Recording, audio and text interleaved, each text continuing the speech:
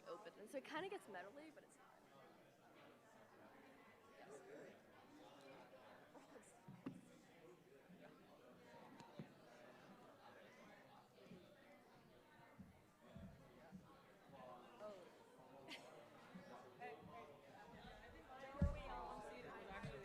So I apologize. Oh, that's okay. I thought it was one of the kids. Oh, actually, it is my daughter or my child. So But like, I understand too. I just know that when I get nervous, I get thirsty. So get thirsty when I'm talking. Lights, you know? Lights, you're cool. Okay. Kinda, yeah. You know, Great. Thank you. You Zara? Yes, I'm Zara. Benjamin. Nice to meet you. Nice to meet you. Thank you for making it. of course, yeah. How are you? Very soft, kind of, but it's still like really like. You think? Yeah, sit here. Yes. Although I just it's like it's an acquired taste. I saw that too. Hi. Hey, Ben. How are you? Good, thank you. What it is about it, but it's kind of hard to, I would say. Hi there. Yeah. We're going first. There's like Yeah. I get to listen to you. That's true. Yep.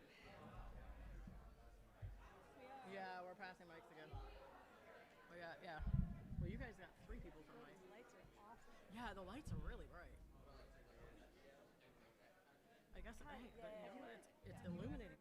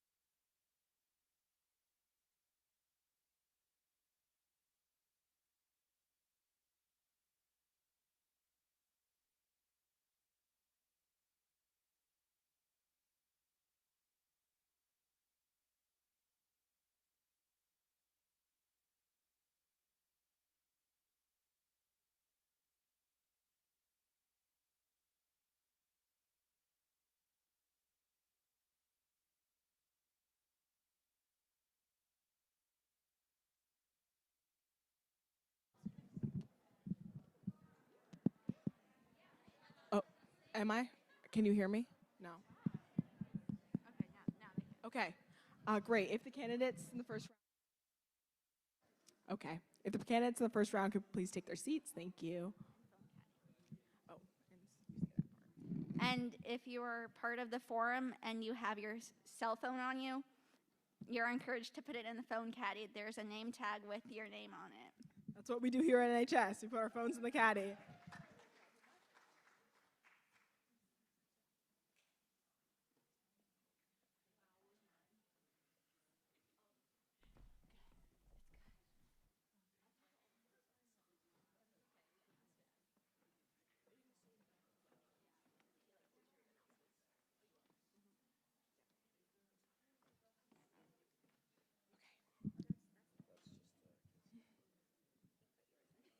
Oh, my bad. I didn't see the signs. Okay.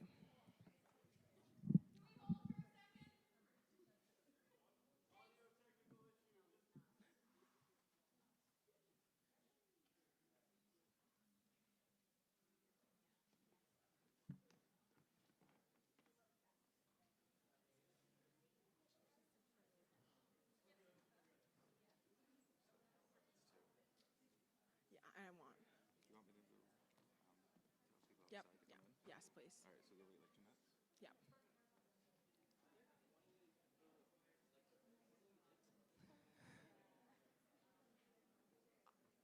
We'll see. What?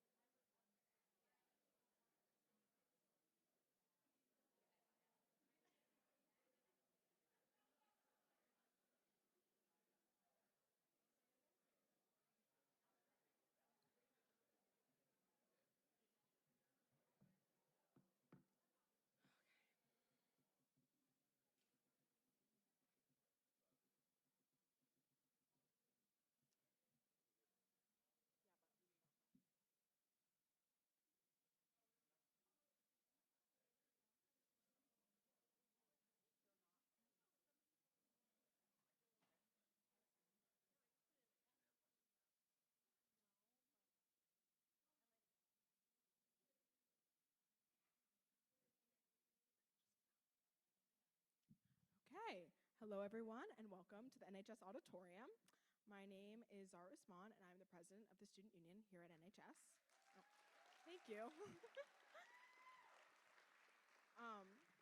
We are a group of 16, 4 elected from each grade with the purpose of representing the student body to our administration and elected officials. I am so excited for tonight, but I'd like to give a few thank yous and explain the decorum before we get started. Thank you first and foremost to our candidates. We invited mayoral, at-large, and ballot-contested school committee positions. We are so thrilled that everyone was able to make it. Thank you to Northampton Open Media for live streaming and recording this. Sue Sullivan, our Student Union faculty advisor, and my fellow Student Union reps, especially Nadia, my vice president. We've been there every step of the way. And thank you to our principal, Ben Taglieri, for working with us throughout the summer to make this happen. We appreciate you so much. Now to talk a little about the format. Mayoral candidates will be answering questions throughout the night. School committee candidates will be with them until around 7:15, at which point we will take an intermission until 7:45. Then city council candidates will take their time until we end. Candidates will have 1 minute to answer questions, and they'll be given 30-second and 10-second reminders. And the mic is going to snake back and forth, so starting with Gina Louise and then moving to Anat, and then Anat is going to answer the next question, and then it'll move back. And if you cannot turn off your mics between, just don't turn the mic off because they got it back there. If candidates extend past their time, I'm going to start banging my gavel, which will be unfortunate for everyone. And I love banging my gavel, so believe me, I will bang my gavel. Candidates should not address each other directly or interrupt each other, and there will not be time to rebuttal. For the audience, please hold your applause until the end of the section. Student union members are going to take turns asking questions that we as a union developed with the input of the student body. Last year, I knew this election was going to be big, and I wanted to make sure our voices were heard. This idea started in a different form, but then one of my favorite teachers suggested something like this, and I ran with it. Thank you to him, Ms. Sullivan, Mr. Taglieri, and of course, the union. We have all put in countless hours of the summer and in the busiest time of the year, the beginning. And on that note, let's get started with the first question for mayoral and school committee candidates. Okay, starting off nice and easy. Introduce yourself. What's your motivation for running for mayor and school committee? And we're going to start with Gina Louise. Okay. Good evening, everyone. I'm Gina Louise Shara. I'm the mayor of Northampton, the chair of the Northampton School Committee, and a trustee of our other district, Smith Vocational and Agricultural High School. Thank you to the Student Union for organizing this forum. In early June, I said that a series of forums would be really great for the community, and the Student Union was the very first to stand up and say they would do it, so thank you. I have served the city for nearly 12 years. Before being elected mayor, I was on the city council for 8 years and was unanimously elected council president in my final term. Over these last 12 years, I've worked with NHS students on many initiatives, and I am forever in awe of their leadership, their insightfulness, and their depth of knowledge. There are many things we've worked on as a community in my first term. There have been hard and painful conversations, and I'm also extremely proud of what we've been able to accomplish together, despite the challenges and the changing landscape. So it's been the greatest privilege of my life to serve Northampton, Florence, and Leeds, and my sense of responsibility and love for the city has never been stronger. As we face a horrifying national moment, the stakes are just so high. We need to come together and support each other, and I will continue to stand shoulder to shoulder with our stalwart state and federal leaders and all of you for this beautiful community. Just in time. Hello, everyone. My name is Jillian Duclos, and I am running for mayor because I believe in investing in our future. To me, that means ensuring every child receives the education they deserve, no matter their circumstance. And as I've knocked on doors, I realize that what ties us together is our commitment to fighting for public education. I've met grandparents who moved here to be close to their grandchildren who worry their futures are not being prioritized. I have met parents who are products of public education, like me, who never thought they'd have to move their children to another school because their needs are not being met. And I have met parents who can't afford to supplement the loss of support their child needs as we continue to cut services for our most vulnerable students. And I have met educators who understand the long-term consequences our children face if we continue to divest in public education. It is clear this is not the direction our community wants to go, and as your mayor, I will stand up for our children by ensuring we set them up for success. Thank you.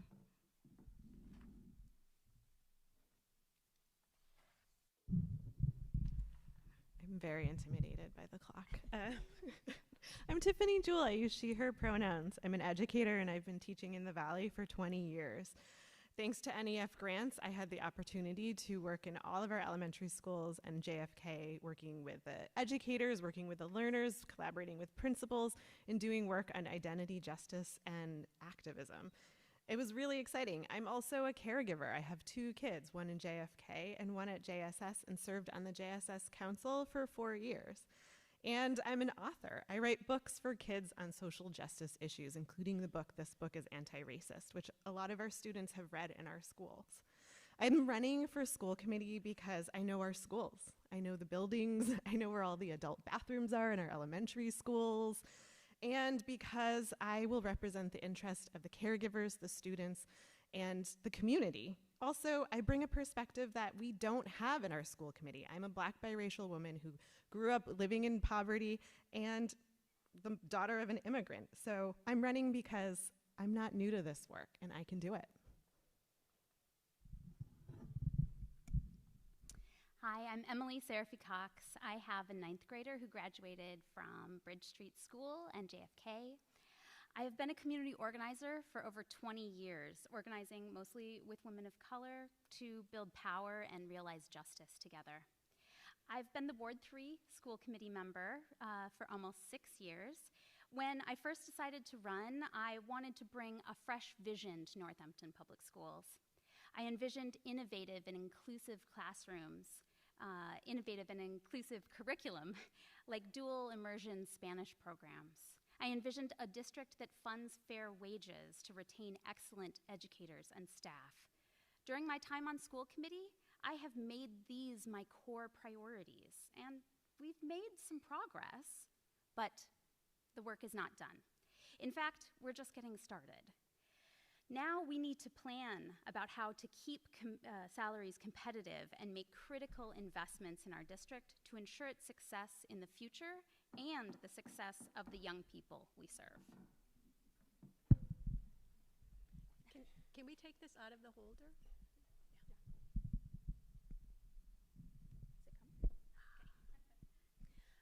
I'd first like to thank the Student Union for organizing this event and for leading by example. You make Northampton proud. I'm Robbie, and I'm running because public schools anchor a community, and I am deeply committed to quality public education for all in the very schools my parents, my children, and I attended. I used to sit in those seats out there for school assemblies.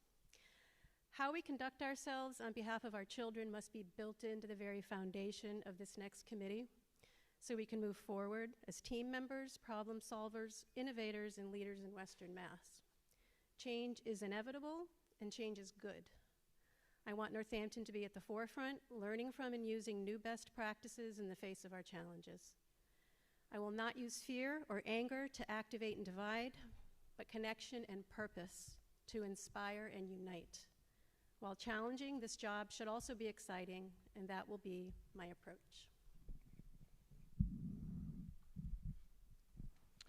Thank you for the Student Union for organizing this, and thank you for Principal Taglieri and Superintendent Bonner for being here tonight, and everybody else for showing up tonight. I appreciate it. I'm Angela Wack, and I'm running for school committee for Ward 2. I'm a teacher. I taught in elementary schools and tutored diverse students, both in person and online. I'm an advocate, having served for 9 years on the PTA of my children's elementary school in Florida, most of which were in elected positions. I'm in my 2nd year on the NHS School Council and the JFK PTO. I'm a parent of 3 children, 2 of whom are currently in NPS schools. We moved to Northampton in Massachusetts from Florida because the pandemic in Florida, as many of you probably know, was not the most interesting time, or was the most interesting, but was not the best time to be in Florida. And we decided we wanted to move to a state with our public education values. Massachusetts is renowned for public education, and that is what brought us here. I'll talk more later about what I would like to see for the district.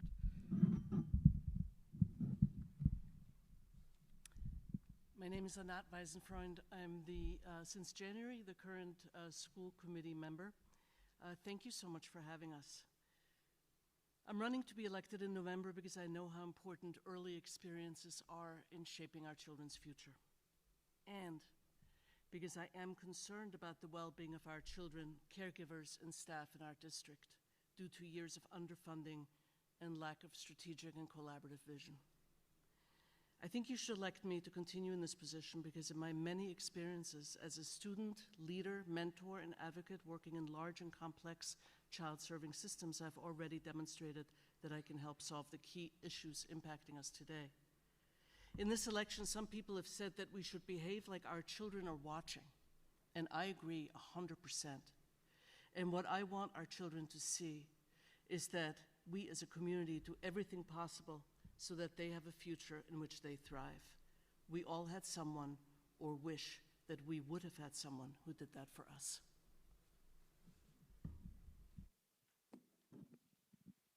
With declining enrollment, what is one bold change you think our schools should make in the next 5 to 10 years to stay relevant? While it is true that enrollment is declining, we should be careful not to overstate it, right? Between 2021 and 2025, enrollment has decreased by 83 students, which is really just over 3%. And we don't really know why enrollment is declining, so I think the bold piece is to find out, is to collect the data and who's leaving and why. Has there been a shift in demographics? Is rapid gentrification forcing working class families out of Northampton? Are families dissatisfied with the limited options produced by continued cuts to the school budget? Are families dissatisfied and made to feel unsure because of so much turnover in administration and leadership? Are families pulling their kids to send them to charter schools, or has there been an increase in homeschooling? It's the answers to these questions that will inform our strategy. And to remember that satisfied caregivers are the biggest promoters of our schools. We need to hold exit interviews with families. We need to ask them, what is it that you wanted that you didn't get? What is causing you to seek other options? We have to do the work to understand the data, and we have to develop a robust family engagement strategy. I hear you, Zara. Thank you. Not only will I celebrate and showcase NPS's successes, of which there are many, but I will also advocate against the expansion of charter schools or the establishment of a voucher system. In an effort to expand on our successes, I will collaborate with stakeholders to investigate strengthening the theater, technology, and media programs that our high school is well known for at JFK and perhaps even the elementary schools.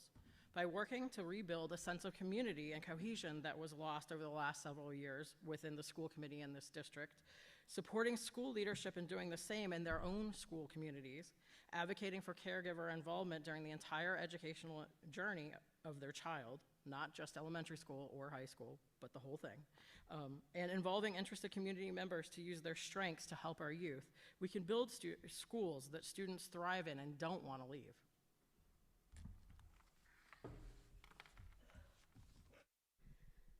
Thanks for this fun question. I like to reimagine our public schools as community schools. They exist across the U.S., about 5,000 of them today, with some here in Massachusetts. Community schools partner with stakeholders and endeavor to serve the whole child through integrated support systems, extended school days and summer programs, and direct engagement with families in the community. These public schools become hubs. We have an opportunity here to rethink how we provide all services to all students. My husband and I felt fortunate to have our kids in buildings with the very people in our community, their teachers and fellow students, an uncurated population that provides the best early lessons in diversity, inequality, compassion, and critical thinking skills. It's unique, and I believe important to most caregivers. And to that, add to that, a spirit of innovation, connection, and bold thinking, and I believe a spark would unite. I have long believed in a dual immersion Spanish-English program for our district. This kind of programming embraces our diversity as a strength, is highly sought after by families, and will help keep our young people create a strong and vibrant society in the future. In fact, I actually think that any future override should include some kind of concrete investments in the long-term growth of our district, period. Before we moved here, My daughter went to a dual immersion kindergarten, a Spanish-English kindergarten for 2 years. Half the day was taught in English, the other half in Spanish. It was incredible to see how it changed the dynamics in the classroom, because for half of the day, the Spanish speakers in the room were the experts. It gave those young people a sense of confidence and belonging.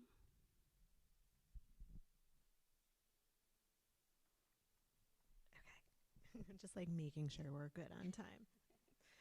So I'm a big dreamer. I love to dream, and I also have very realistic dreams and goals. Are you ready for the thing that's going to be so bold? It's investing in our schools and dreaming big. I think we need to have full-time, full-week preschool. People buy in early. The earlier, the better. We need sports in the middle school. We need to have a solidly robust arts program that isn't constantly under threat of cuts. I also support a dual language immersion program. It makes us super competitive, and folks will stop wanting to go to the charter schools. Creating more consistent supports academically and socially, emotionally for our English language learners who have the highest dropout rate in our district.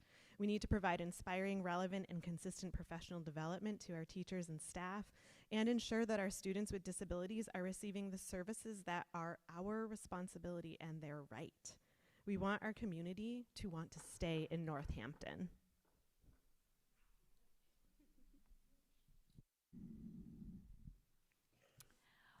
One bold change we can make is to first create open dialogue with families who might be considering charter or private schools, to understand their needs and concerns, and use this feedback to inform public school improvements and address perceived gaps to make our public schools the first choice, not only for parents that live here, but for those that live in surrounding communities and want to choice in. This will work to reverse retention rates and increase funding for our public schools. Personally, and as a mom, I want to ensure that we are providing access to a well-rounded education that prepares students not only for entering the working world, but to navigate life successfully, which to me means ensuring our public schools provide electives such as band for our elementary school students, after-school sports for our middle schoolers, cooking classes at the high school, and more.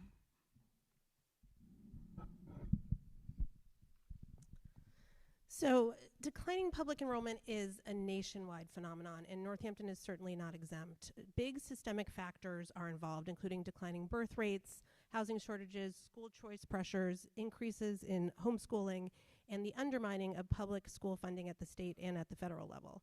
As is often the case with complex systemic problems, I don't think there's a single idea that will solve this one. We need to make it easier and desirable for young families to move to Northampton and choose the Northampton Public Schools, and we need to address that on multiple fronts.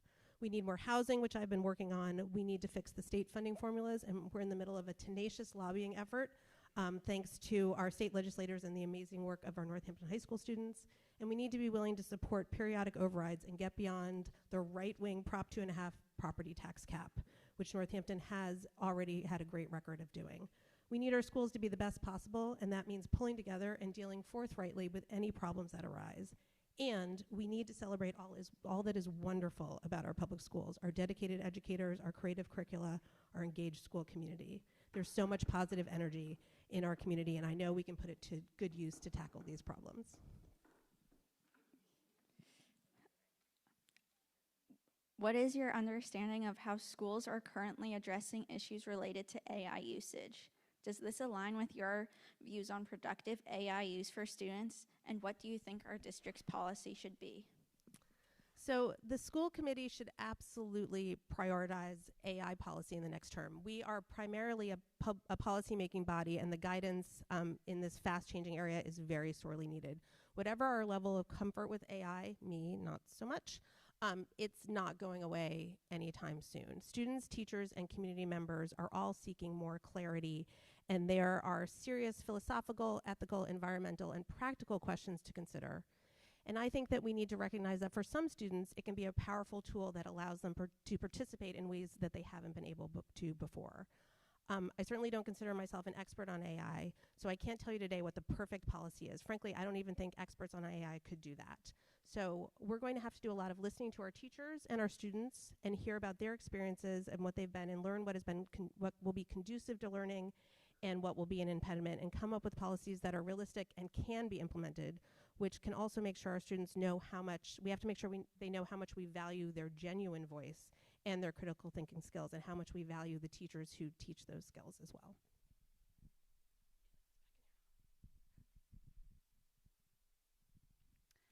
My understanding is that we currently do not have policy that outlines a path forward to best integrate AI into our curriculum. In speaking with educators, their biggest concern is that if we are not intentional about how we integrate AI into our curriculum, that we are going to lose sight of our human-centric system, which fosters an environment that focuses on teaching our students how to think critically, read, write, and solve problems. I believe the best way to navigate these inevitable shifts is how we educate our students is to ensure professional development opportunities for our educators to ensure they have an understanding of the capabilities of AI and what levels we should be integrating it into our curriculum to enhance learning. Above and beyond this, I'd like to utilize the voices of the school committee to understand how, from the parent and student perspective, this would work for them and enhance their learning goals.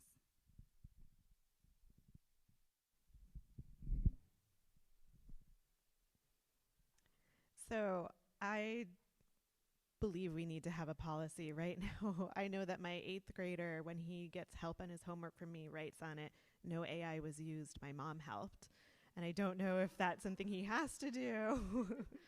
But the thing is, right now, every teacher is creating their own policy, right? And that's very unproductive. And we have a lot of experts in our community. We have caregivers who are working right now for organizations that are talking about the ethical use of AI. I'm very uncomfortable with AI. As an author, it has used my work without my permission to get smarter, and I'm in some kind of way about that. But we need a clear policy and plan that reflects ongoing change, because it can grow with us, right? We need to provide relevant professional development that's ongoing, not just a one-and-done situation. We need to work with students at all levels to learn what they already know about AI and its usage, to explore what responsible use is. Yes, it's true. We do not have a unified policy for student use of AI. So that indeed places the challenge at the feet of each individual school or each individual teacher. At the high school, they have created policies at the department level with, only a few weeks of school under our belt. It's hard to say how they are faring quite yet because they're new for each department. I think it'll be very difficult to design a school or district-wide policy that adequately addresses the myriad issues involved. That's not to say that we shouldn't do it, but in theory, I like the department-by-department approach because it allows for flexibility based on the particularities of each discipline.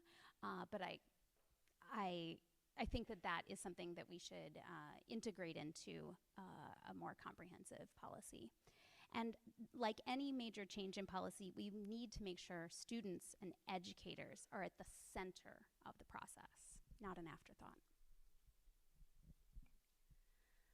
This is an important topic, and I understand and share skepticism directed at AI, but it's here to stay, and our job is to help our students navigate the tool in a way that is not detrimental to their learning. In order to ensure that students' work is their own, I know some teachers leave time during the school day for work to be done, and there are portals that students' work passes through to identify what is AI generated. Filters also exist to monitor or block online content. AI should be reviewed and understood by current research-driven practices in education, and I look forward to supporting administrators and educators in doing this work proactively now, rather than reflexively and reactively. AI is a rapidly developing technology whose ethical uses are still being discovered. So new, in fact, that the only state that has mandated that school districts adopt AI usage policies is Ohio. And only half of the states have any guidance on AI use in K through 12 schools at all. While we await final guidance from the State House, the school committee needs to develop an age-appropriate policies, perhaps one for each school level, and work with the principals and the educators involved, as well as the students, to ensure student safety and data privacy.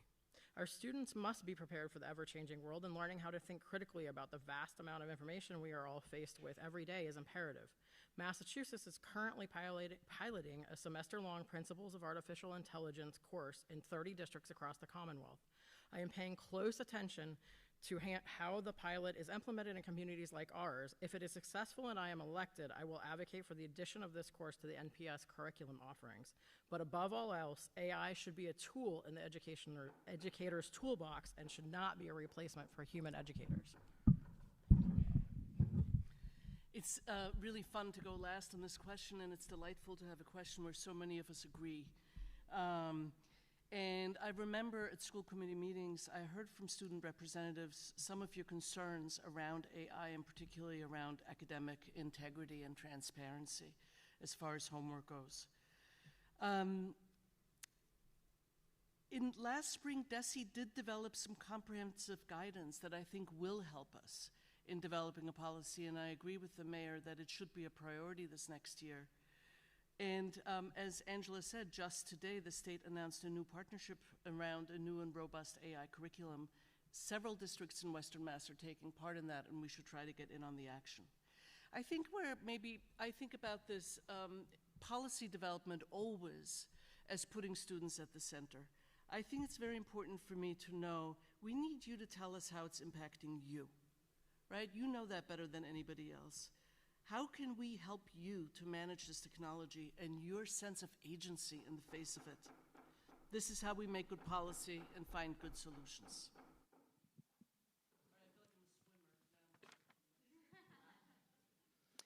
If a bell-to-bell phone ban became a reality, how do you support schools in its implementation, monetarily, staffing for enforcement, and in developing systems to facilitate communications in urgent or emergency situations for students and families? Thank you for taking my phone away. I understand the arguments for getting rid of cell phones in school. We spend too much time on our phones, and this comes at a cost. Recently, the school committee had a presentation on this with a strong recommendation for all-day phone-free schools. For those of you who've been watching school committee, you know that I'm not in favor of a blanket ban for all children in all settings. A second grader is not the same as a seventh grader or a senior. We should make policy based on students' development and use it as a scaffold to boost learning and self-regulation. High school students, especially 11th and 12th graders, are emerging adults and will benefit more from a policy that is more nuanced. An ad hoc working group is currently working on bringing us a recommendation, so we have to let that process play out. I have insisted that no policy be developed without student input. We have a lot to learn from you. But if a blanket bell-to-bell phone became a reality, we would have to ensure robust and full funding for every front office at every school. And we also need to ensure access to devices for students with medical or developmental requirements. While there is an ad hoc committee looking into developing a cell phone policy for NPS, it appears as though the state will likely pass a bell-to-bell phone ban law. In order to effectively implement any new district-wide policy, we need to collaborate with caregivers, teachers, students, and administrators to ensure that everyone understands the importance of their role in the successful implementation of any new policy. The state law may come with funding to support implementation. If it doesn't, then one-time funds could be requested from the city council, or a grant could be applied for. Other districts that have implemented bell-to-bell bans have had a significant enough decrease in behavioral issues that they have not needed to hire additional staff for enforcement.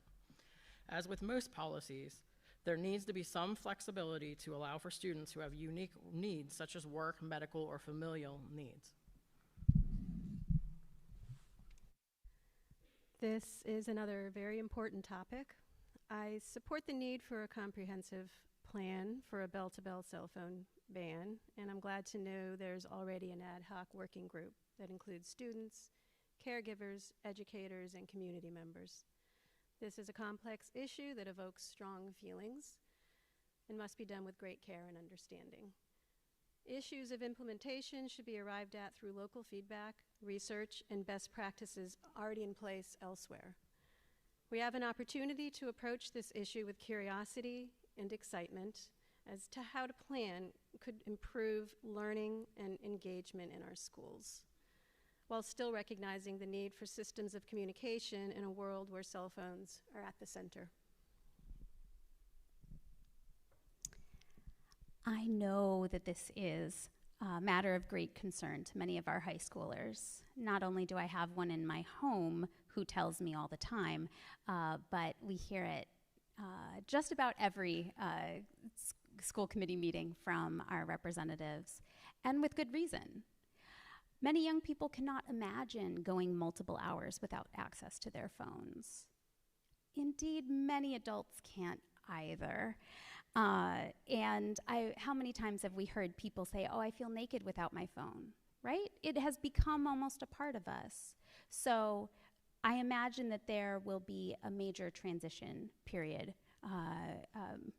potentially even emotionally for some of our students, which is why this the ad hoc committee, we pushed really hard and the students pushed really hard for robust student involvement. Emphasis here on the word robust, because it's one thing to have a student come to the meeting. It's another thing to actually listen to them. Thanks. So we need funds, obviously, because there will be initial cost of materials and staffing that aren't covered in our current budget. This is going to be a hard thing to implement, but I know we can do hard things if we have to do it. We also have to consider all of the stakeholders. What does it look like for students who are caring for family members? What does it look like for students with jobs, for students who take classes off campus? For teachers, what will the ban look like for teachers having phones in the classroom? What will it look like at school committee members, for school committee members having phones on the tables during our meetings? We need to have a really clear, solid plan that is communicated frequently and not just as a link in a monthly newsletter. We need to be holding multiple sessions for students and caregivers around what this will entail, and more specifically, receiving your input. We have to be flexible and learn from the moments that aren't working well, because there will be ones that don't work well for us, but there will be ones that do, and we can grow on those. And lastly, I totally always want to hear from the students and the teachers. What's working, what isn't? Creating new systems that impact the classroom should be made not in a vacuum, right? Because our classrooms are not vacuums.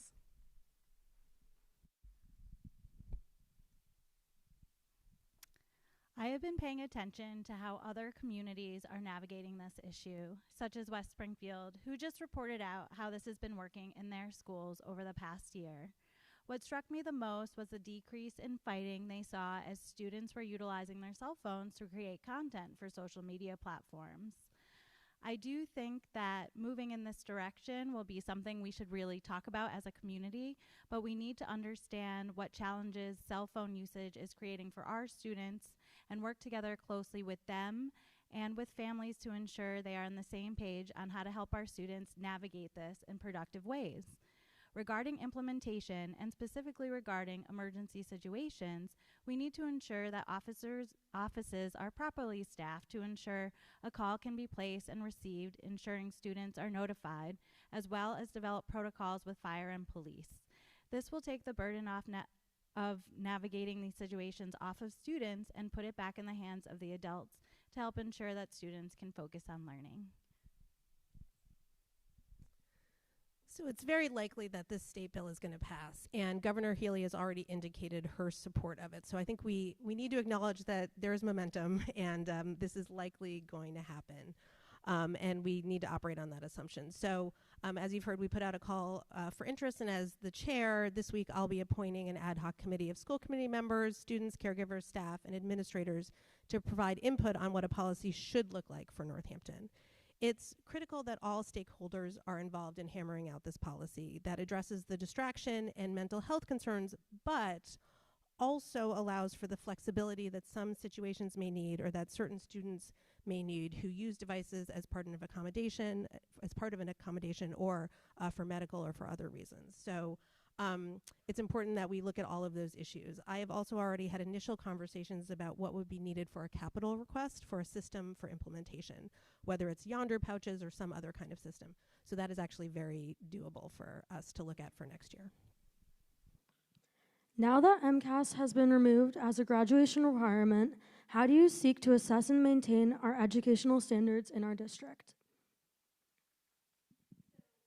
DESE has laid out the new competency determination coursework requirements for graduation, and there can be additional local requirements determined by the district. So we need to update our policies and show what NHS courses will be used for CD requirements.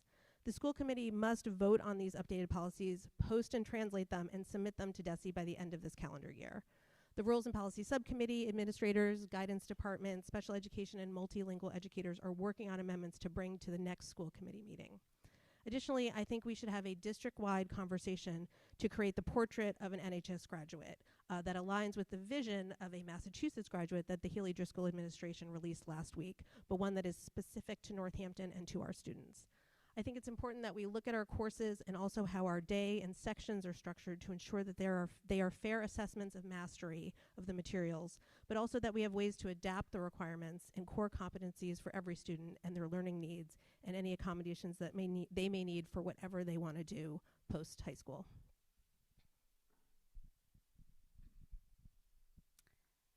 As the first class to have taken the MCAS in the 3rd grade and watching what standardized testing did to my fellow students who were non-native English speakers as well as those navigating disabilities, I am so excited to move away from standardized testing. I see this as an opportunity to develop a curriculum that more directly meets the needs of all our students and to build a more educator-driven, child-focused curriculum. This also gives us the opportunity to work with educators, parents, and students to redefine what we want a portrait of a graduate to look like and outline a set of standards that fosters and ensures the success of each individual student in our public schools. We know that standardized tests like MCAS have been used as instruments of racism and bias for decades in this country.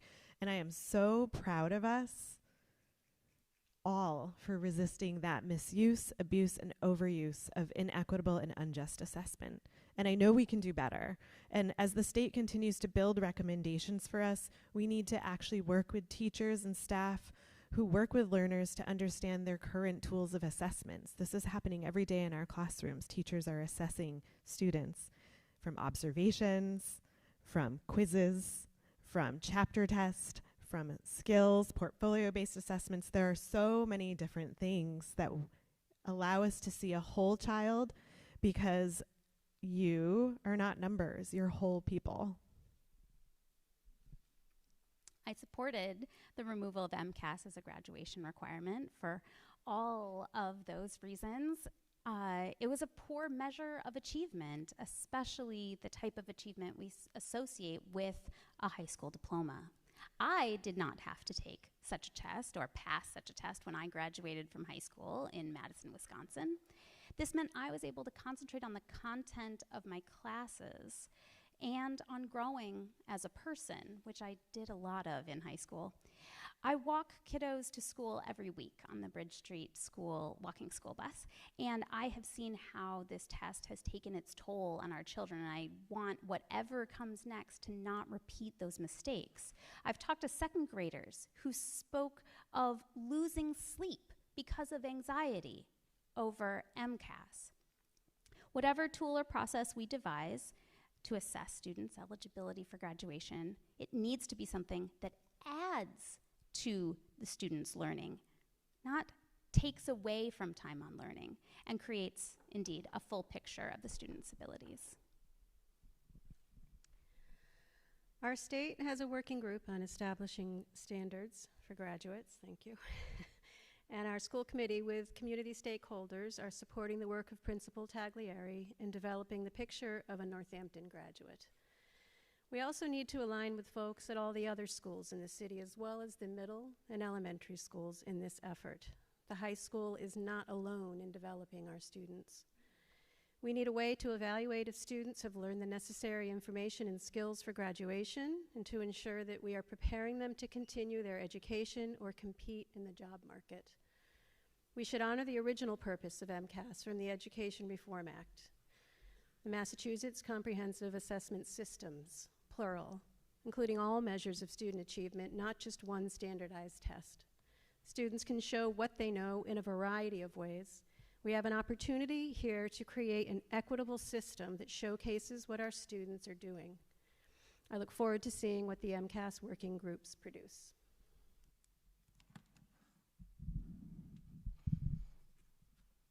So I think I mentioned in my introduction that I'm on the NHS School Council, and one of the primary pieces of work that we will be doing this year is on the council will be to develop the portrait of a graduate that aligns with the state's portrait as well.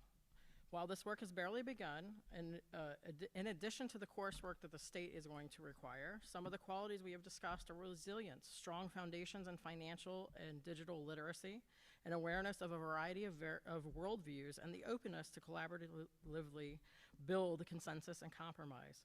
I believe that can be followed, a portfolio can follow a child from kindergarten or pre-K all the way through 12th grade to prove that they have met those skills as we go along. And if I were elected as a school committee member, not only would I take the work that I've learned, or what I've learned from the NHS School Council to continue working on that, but I also would work with the middle schools and the elementary schools principals to try to develop a portrait of a graduate that follows them all the way from pre-K through 12, so we have a comprehensive picture of what a graduate in Northampton should look like.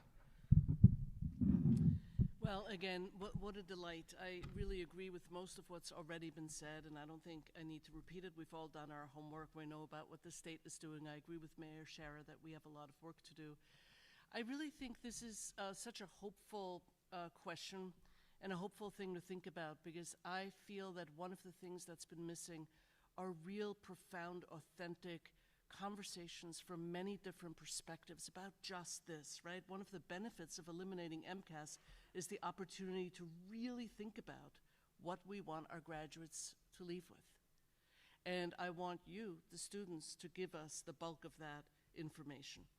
I know that Dr. Bonner and Principal Taglieri, who I met for the first time earlier today, brought this to a Rules and Policy Subcommittee to talk about how we make sure that this change doesn't negatively affect our current students in this moment of transition, and what this means for all different groups of students. And this is great, and that's exactly the kind of care we have to take as we move forward. You didn't have to bang the gavel. Oh. All right. What are your guys' ideas around potential consolidation of our elementary schools in our district? Experience with closing and consolidating schools. This is an area that deserves exceptional care and attention, because it really cannot be undone. I think Robbie talked earlier about how elementary schools are profoundly important community hubs, serving both educational and social purposes. Smaller neighborhood schools are better for students. In the short time I've been on school committee, I've heard this talked about in two ways. One, it'll fix our budget shortfall. To my knowledge, the work to cost out the savings has not been done, and I would be surprised if they were significant. Secondly, in a recent Budget and Property Subcommittee, we met with Ben Wheel, who's our CAPA director, and it became clear that the driver behind this idea of closing a school, in this case Bridge Street School, where our most at-risk children are, is achieving our carbon zero goal. It is too expensive to build a new building, and retrofitting the Bridge Street envelope is not feasible. So we should look at everything, but again, our priorities need always to be the educational needs and well-being of our children, caregivers, and staff.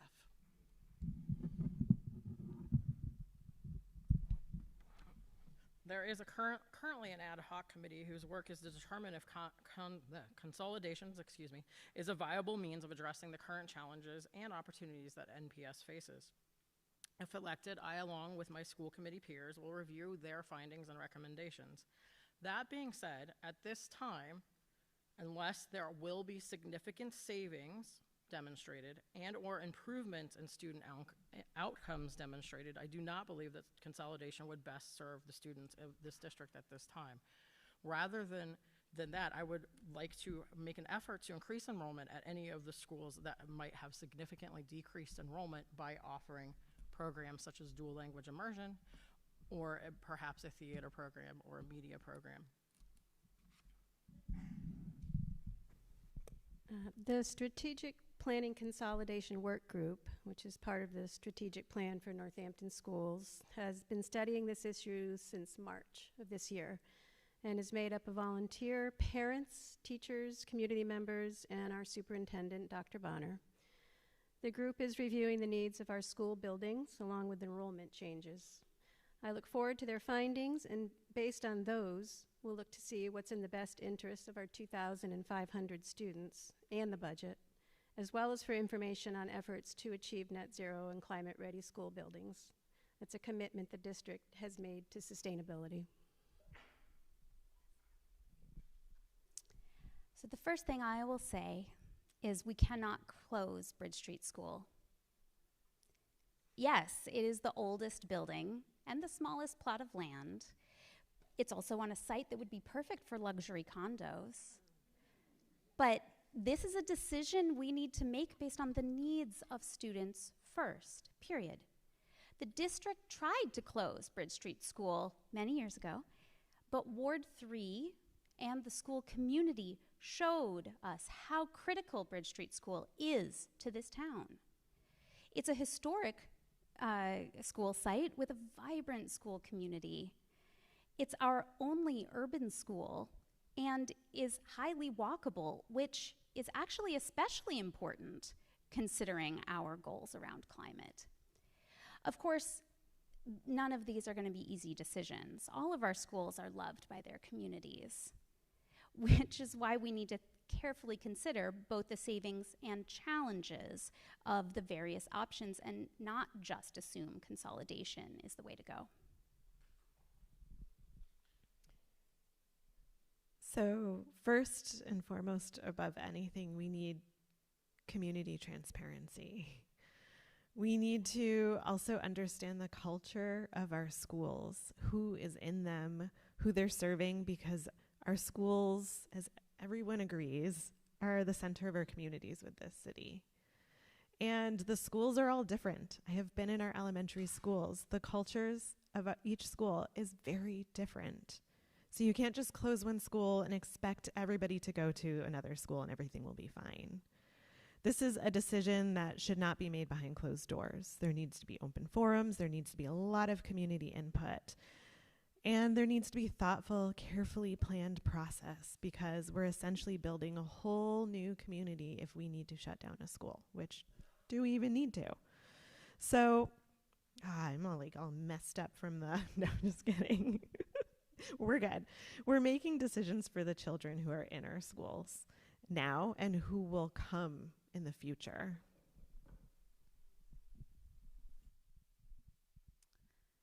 I am not clear that this is the best step forward for our students and their families. But as we talk about Bridge Street School, I live on Graves Avenue, and my son, who is 4, has been asking me for 2 years when he gets to go to Bridge Street School with all of his friends that have been there for a few years. So I know that he will be very devastated if Bridge Street School closes. In speaking with parents and educators, most feel that this conversation has been held behind closed doors with a small group of people.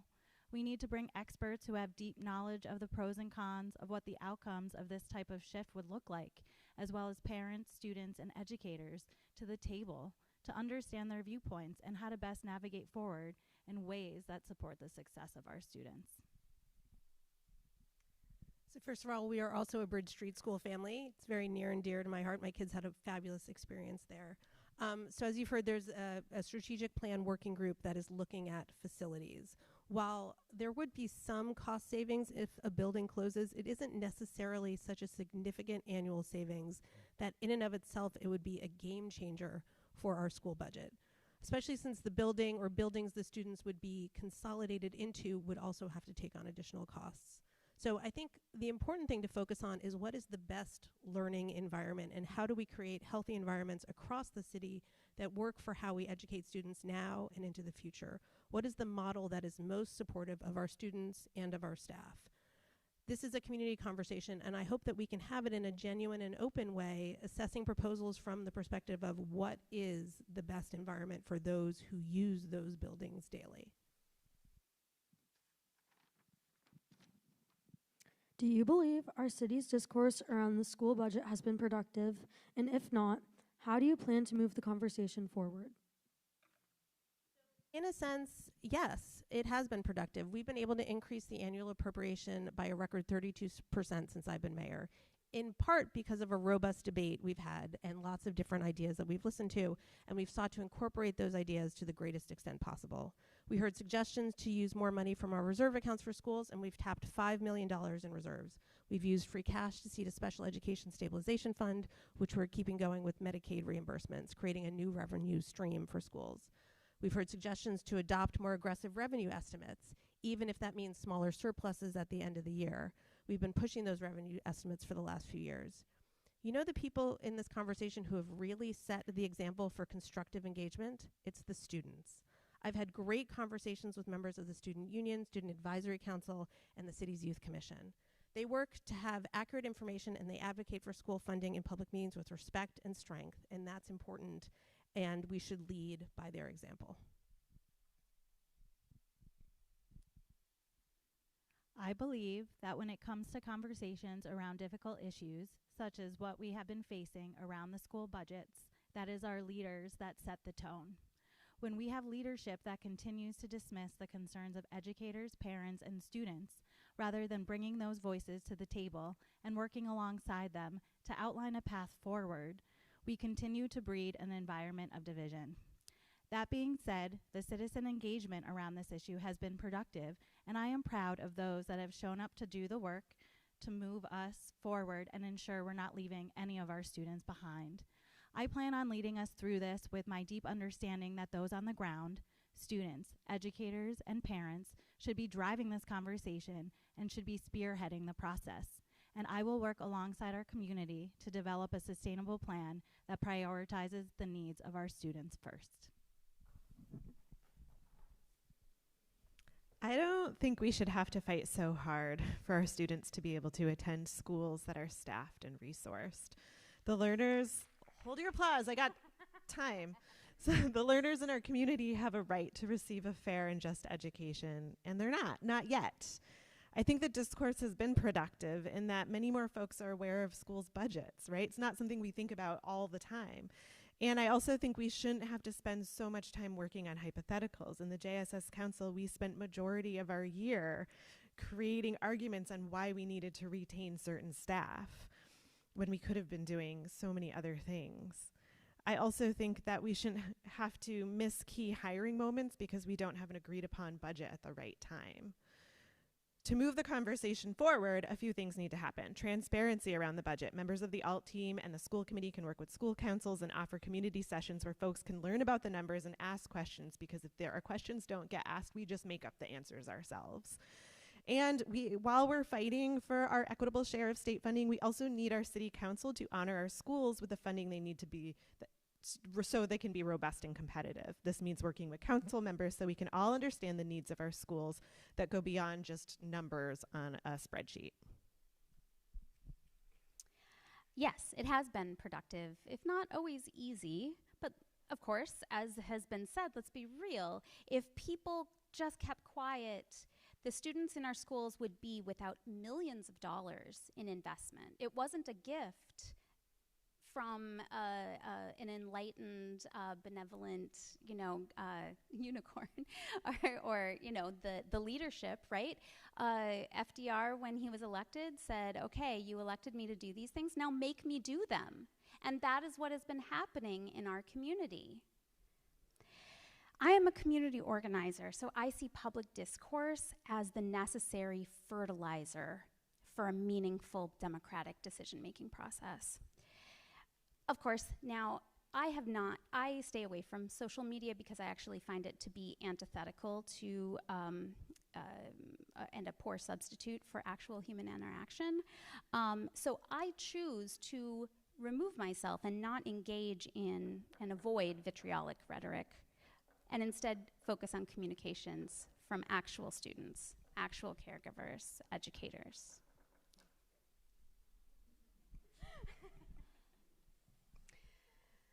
The discourse around the budget has not been productive, and it's one of the reasons that I'm running.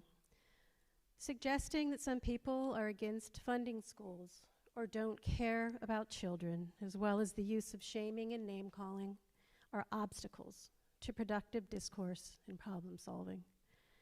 The job of an elected official is to provide transparent, impartial information. This has nothing to do with opinion and everything to do with accuracy. Handpicking data and manipulating very real emotions causes confusion. The school committee's job is to advocate for students and to use the budget allocation from the city to provide the maximum positive impact. Anything else is a waste of time, as public schools are under attack by the federal government and underfunded by our state. The superintendent we hire in this next year must be dynamic, treated with respect, and ready to lead and collaborate on tough questions around current use of funds and learning from best practices used elsewhere.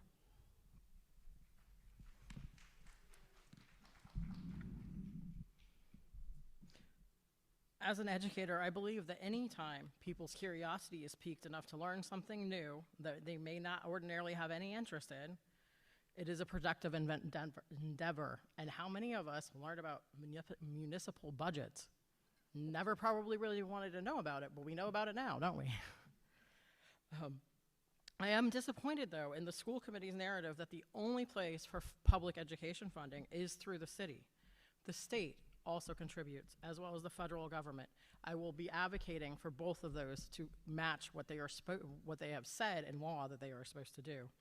Also, we need to make sure we recognize the Northampton Education Foundation, which was born out of the last major school fiscal crisis and has been a tremendous amount of support for the schools in Northampton. There are also a vast array of state grants that would support many of the programs people are talking about on this stage that have not been applied for and have been left on the table. Alumni donations is another source of revenue that many public schools in the United States use to make ends meet. I think we need to look at all the resources that are available to us. We're in the midst of a very challenging conversation in Northampton about how to use our resources. If you've watched and been to school committee meetings and city council meetings, we have seen caregivers, teachers, children rise up with passion and energy to protest the insufficient funding and the harm that this is inflicting every day. These are healthy and necessary responses in a democracy. It is a gift to us, and we should show our respect and gratitude to each one of them who stand up and make their voices heard, and we need to listen to them and do our very best to make it better. Yes, the conversations have been uncomfortable, they have strained relationships, but I agree with the mayor and many people here who've said they have been productive. As Angela said, more people understand the budget and the choices being made. People in the district who have felt marginalized for a long time are for the first time seen and heard and feel like they matter. And these conversations have, in fact, brought more resources to the schools. For example, the mid-year appropriations of almost $300,000 and moving the mayor from a 4 to 5.88% budget, saving probably 20 jobs.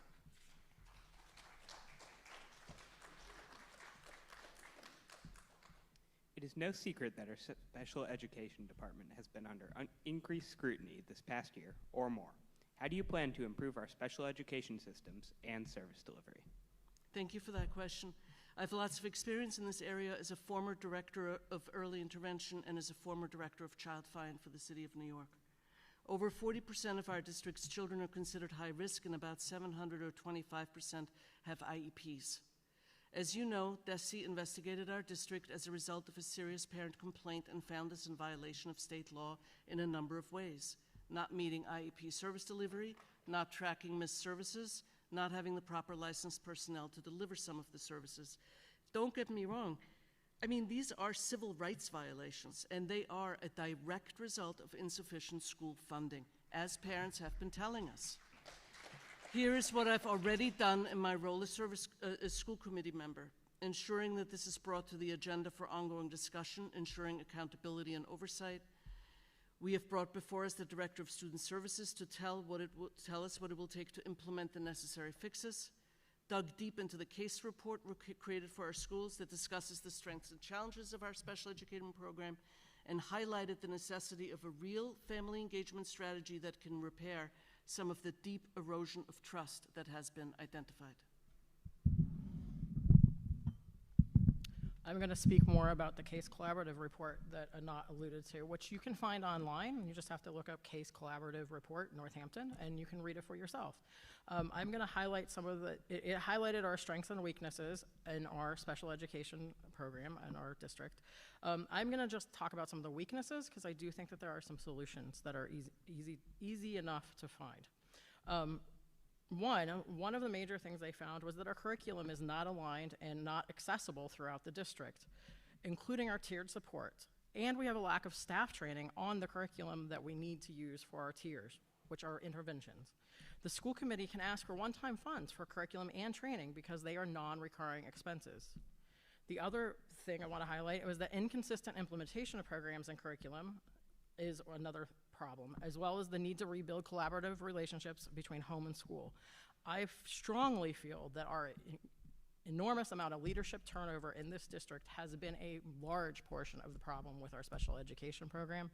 There have been 3 different principals at JFK in the last 3 years. It is not a coincidence that that is the school that had the highest rate of non-IEP compliance. We have got to find a way for our leaders to be welcome and stay in our community. It's important to recognize that people are hurting, and I'm grateful to those who came forward and spoke up to the systemic weakness can be addressed. A crucial first step is the recently launched district-wide accountability system to improve the organization and delivery of special education services, and to make sure students are receiving the services they need, and to rebuild damaged trust with caregivers and the community. It is essential to work with special educators, administrators, and the team of teachers and paraprofessionals. They are the experts in this field. It's also true that changes in students' needs, as our world changes, must be recognized and respected, and educators need ongoing support and education and best practices to meet these needs. I'm not on the school committee yet, but if more funding is necessary, I'll advocate for that. It will be necessary. I can tell you that. As a parent of a kid with an IEP, I have had to navigate the labyrinth of processes, confusing requirements. It's awful. And then on top of that, to realize that I actually don't know which parts of my kids' IEP provisions are being followed and which are maybe being a little bent. And I'm not entirely sure how to advocate for making a change about that. As an individual, that's terrifying. And imagine how 25% of our students, their parents might be feeling some version of that.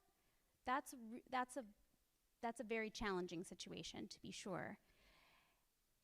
One of the issues is that we schedule our IEP system such that if anybody is sick, now we are suddenly missing services. It's tight as a drum in that sense, and so it will cost money to solve that part. I'm seeing a pattern here. It involves investing in our schools, and that is money and time and energy and experience and expertise and so many things. My plan is we need to first work to rebuild community and trust. We need to put our restorative justice practice or training and learning to use. And we also need to provide opportunities for families and the community to learn about the services that we provide, because they will hold us accountable to that. We need to work on retaining our paraprofessionals, BCBAs, and early career teachers, and ensure that the folks providing special education services in our schools have clear and defined roles, and that those roles are truly honored. And we need interventionists in all schools at all levels all the time. We need to communicate. We need to communicate among staff, with learners, caregivers, district admin, cross grade levels, and schools. And our policies and procedures need to be clear and explicit because nothing should ever be implied.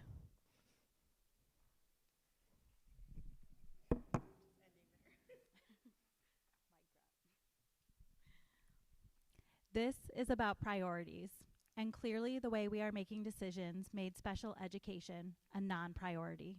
Our inability to prioritize special education has put our most vulnerable students and their caregivers in crisis. For some families, this has forced them to find alternative options for schooling for their children. And for those families who cannot afford support outside of the public school system, this has signaled that leaving their children behind is an option. And I cannot imagine what that does to a family. This is our responsibility, and I will not let this continue to happen. I will prioritize special education by working closely with the school committee, superintendent, educators, students, and parents to ensure their needs are met. So it's deeply important to me that every student is getting the education that they need and that every educator is getting the support they need in delivering it. We have a legal and a moral obligation to ensure that students on IEPs receive the services that they deserve and that they need. The recent investigation by DESE did find that in the last school year, full implementation of IEPs for all students was not met. And factors specified in the report included a workforce that was, quote, understaffed by 7 to 8 budgeted paraprofessional positions, and that the premise of all scheduled paraprofessional support staff would be in attendance daily was not actually the case.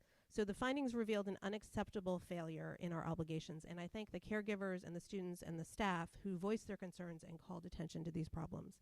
DESE has mandated corrective actions, and the administration has met the first deadline, which was September 19th, and is implementing that plan of action. But we absolutely have to stay on top of it to ensure that every student gets what they need. What is one thing you hope students of NPS take away from their education in this district? There are things that I know MPS imparts to students because I have known and worked with so many over the years. And I see this in my own middle and high school kids. And that is a fierce sense of social justice, a belief in the power of community and the power of kindness, a sense of responsibility for their environment and the broader world, the ability to look at many angles of an issue but also hold their center, an unwillingness to accept the status quo if it doesn't serve, and a tenacity and a belief in their own power, and not to mention a sassiness and a real sense of humor on some of you.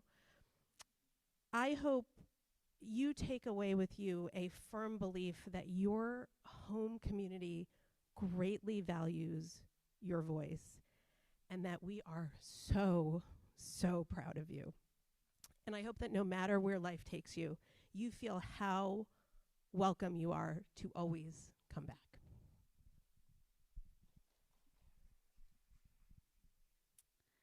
So I'm going to share a little bit with you that my journey to achieve education has been anything but traditional. I went to Holyoke Public Schools until I lost my home in the 9th grade and had to go to Commerce for a year where my dad lived. Then I went to work and I got a car and I choiced into Holyoke to graduate with my friends. When I left home at 17, I went to work and I went to Holyoke Community College. It took me 10 years to figure out what I wanted to do, working my way slowly to make that happen. And once I made it as a non-traditional age student at Mount Holyoke College, I sat in the chair of my advisor with my plan laid out of how I was going to get to law school. And what she said to me is, you need to put that plan aside. What you need to know about what you'll learn here is that wherever you go, you will have the skills to achieve what you need to achieve.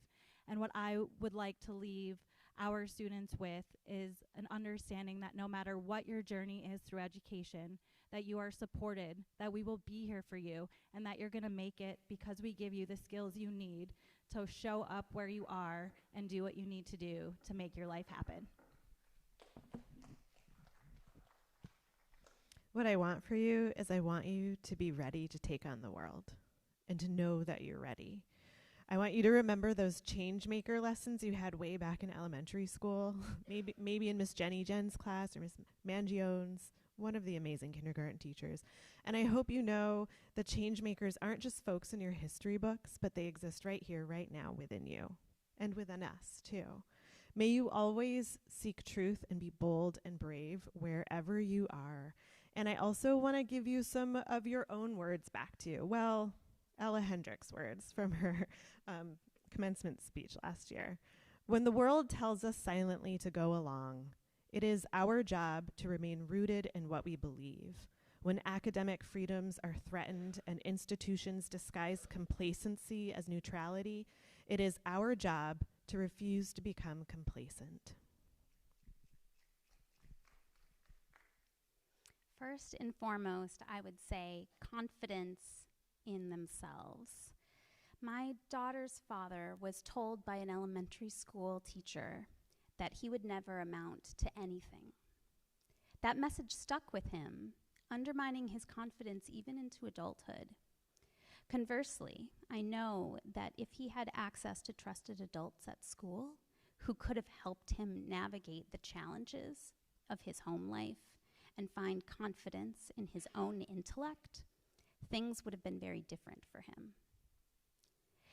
In fact, this is what good teachers do, just as Jillian was talking about. They teach us to believe in and hone the skills that already exist within us. Secondly, I want students to walk away from NPS with the ability to think critically about the world and our place in it. The future of our society is shaped by the way we invest or don't invest in our young people. I want the future to be one that can think for itself. I want our students to know their points of view are being listened to and honored,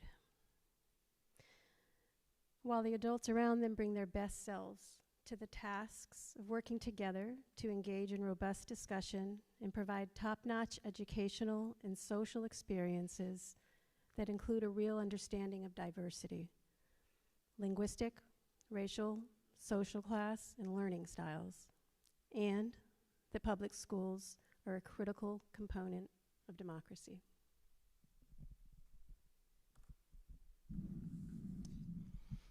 What I would like for all of you to take away from the school district is the importance and the intertwined role that public education, critical thinking, divergent viewpoints, tolerance of those viewpoints, collaboration, compromise, and community play in a thriving democracy. Because after all, that's why we're here. Public education was created in this state for the support of a thriving democracy. And right now, that is in peril from the top down. And I think that as students in Massachusetts schools, it is very important that we remember that. The ability to find consensus on difficult subjects without diminishing the needs of everyone involved is also an important skill.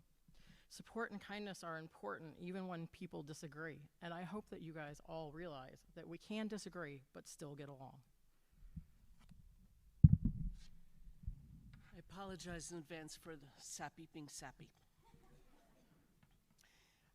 I wish for you to have had a real beginning experience of your intellectual, social, creative capabilities in an environment where you have felt loved and thought about and held in someone's mind and challenged and supported, and to have some beginning sense of what you might want to do and what you might be good at. I want you to graduate having a strong sense of self, of being able to trust yourself and others and relationships, to be able to take perspective, to have empathy for others, to be able to form relationships, to tolerate conflict, and know how to repair injuries. I want you to always be curious and brave and able to take risks.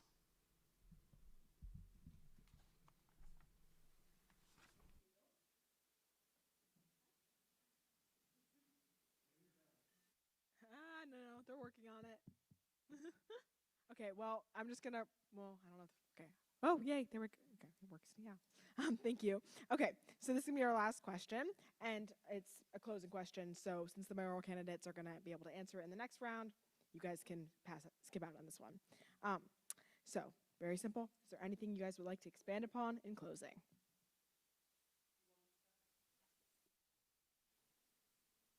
I fully understand that city and school budgets are complex.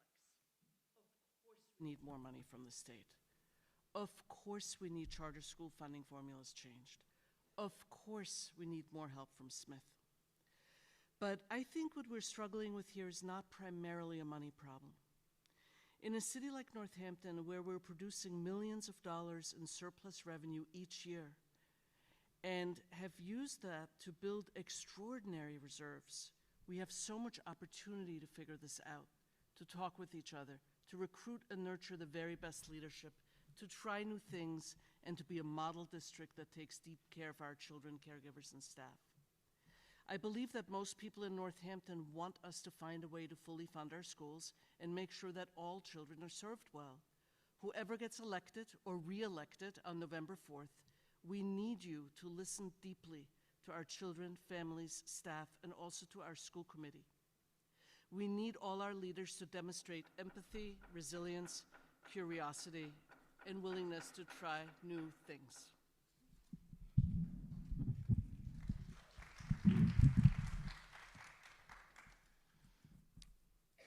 I alluded to this earlier in my introduction. We chose Massachusetts, and we moved here about 3 years ago because of a series of events that happened. One was the pandemic in Florida, but the other was the denial of an IEP for my child who was diagnosed as being on the spectrum. I am fully aware that the IEP process in our country is challenging and difficult and unequitable and unfair, and I will work to make sure and support that process here and to try to make sure that we do not let that slide again. One of the things that I am really good at and I did really well in Florida was making sure that whether you're a Moms for Liberty person or you're a liberal like me, you get along, and you get along because you remain focused on the students. This is all about you guys and your needs and what we need to do as adults to provide for you the best possible ability for you to have the best possible outcome. Thank you.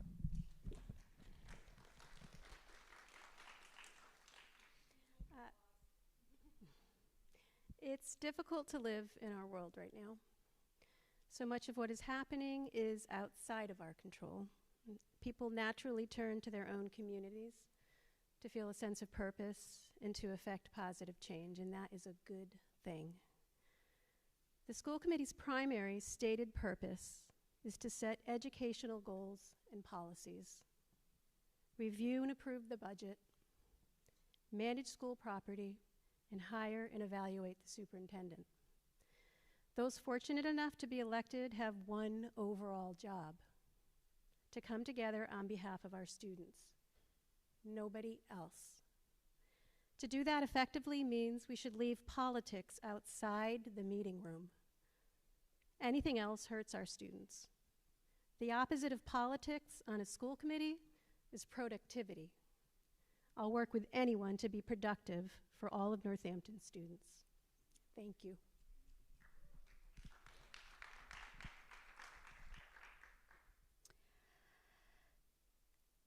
This problem that we exist in right now was not caused by the current leaders in our district or our city. It's part of the reason why I don't engage in name calling or finger pointing. But it must be solved by us. We have that responsibility. Some wise and powerful women once said, "It will be a great day when our schools get all the money they need and the Air Force has to hold a bake sale to buy another bomber." Is there any lessons we could take from that? Let's imagine that future together and then take real steps towards making it a reality. And doing so, in my opinion, actually is the best type of politics.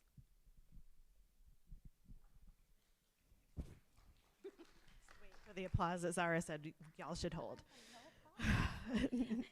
No, thank you to all the students, their caregivers, and the adults who are guiding them through this. This is amazing. I love you all. But I want to tell you a little bit more about myself. I am running a zero waste campaign. So I've been listening to the young people in our community for years. Remember, I've been an educator for over 20 years here, and hearing that one of the biggest concerns is climate change. I don't want to be a part of the problem and put campaign waste into the landfills. I want to be a part of the solution. We're getting creative and we're having fun because I will always center joy and a love for liberation and truth in everything I do. I won't ask for money either. You can share some in-kind donations of delicious snacks and things when we have parties, but way too much money has already been put into this election, and instead I'm asking folks to contribute to local student and family-centered mutual aid. I've done this work before. I am not new to this. I will be bold and honest. I will always fight for fair and just schools. I have a long track record of doing this. I will always bring the conversation back to the learners because I think y'all are amazing. And I will always work to usher our schools into the future. Okay, thank you so much. I'm going to be a little bit more intense about the bagel giving next round.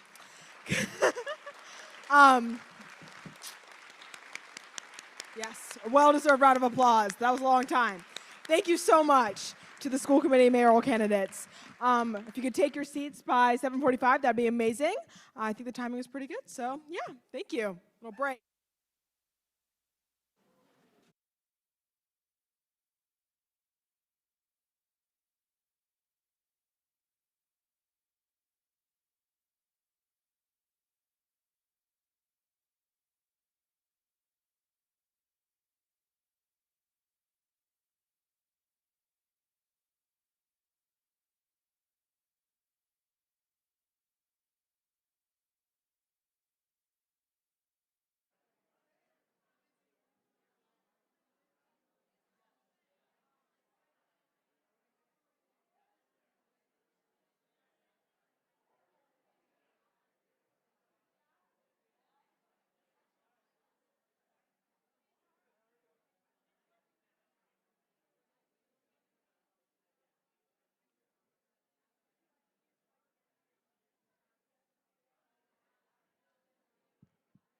If city council candidates have signs they want to put up, please come give them to me. Thank you. Yes, you can take yours down.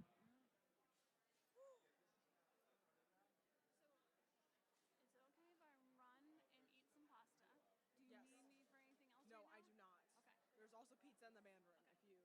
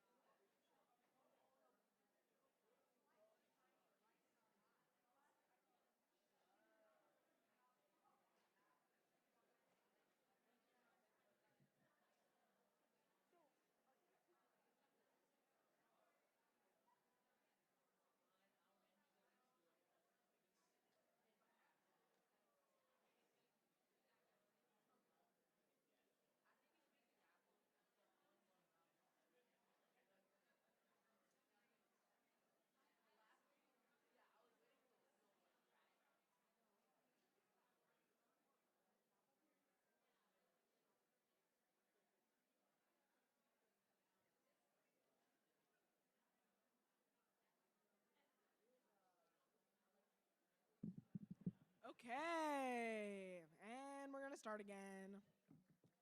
Right as soon as Jillian gets on the stage and people finish coming in. Yeah. Okay, great.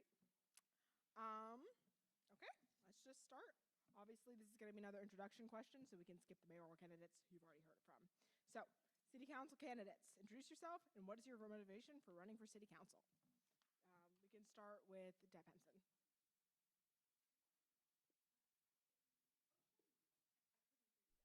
That's okay.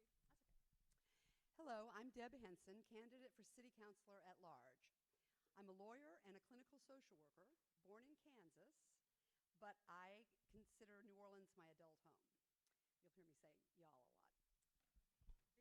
The baby boom hadn't hit the Deep South when my then partner and I decided we wanted children. So we were a bit of an anomaly back in the early 90s. We both had been educated in public schools and wanted that for our children, which was difficult in New Orleans, but we prevailed.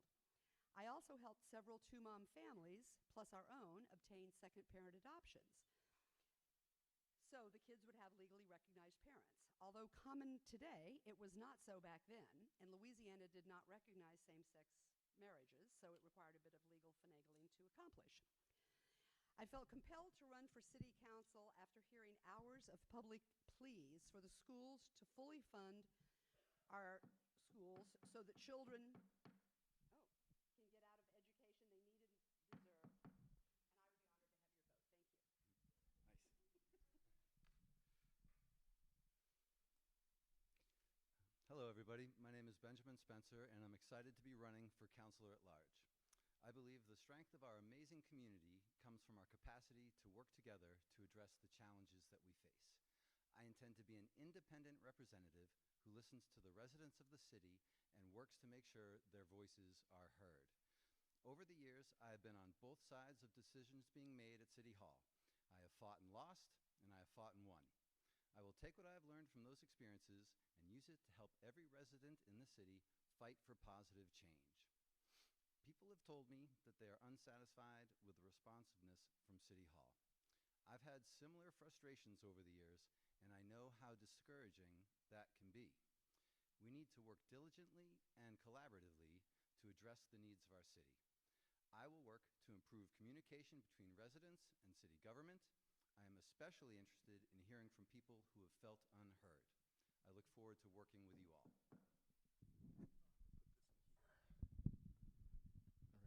I'm actually going to use this little here mic stand. Hello, everyone. First, I want to thank you for inviting us all here and hosting this event. It's really inspiring. Anywho, I'm Garrick Perry. I have served 2 years as a Ward 4 city councilor, and now I'm one of your 2 current city councilors at large. I moved to Massachusetts from D.C. to attend Amherst College and stayed when I graduated because of how amazing this place and its people are. I've lived in the city of Northampton most of my adult life. I've been a renter my entire time in the city. I've worked primarily in the retail and service industries with a focus on managing music venues, clubs, and community spaces.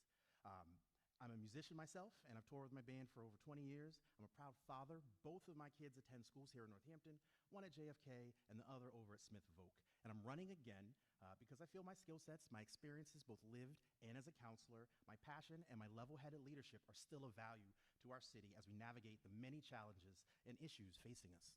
Thank you.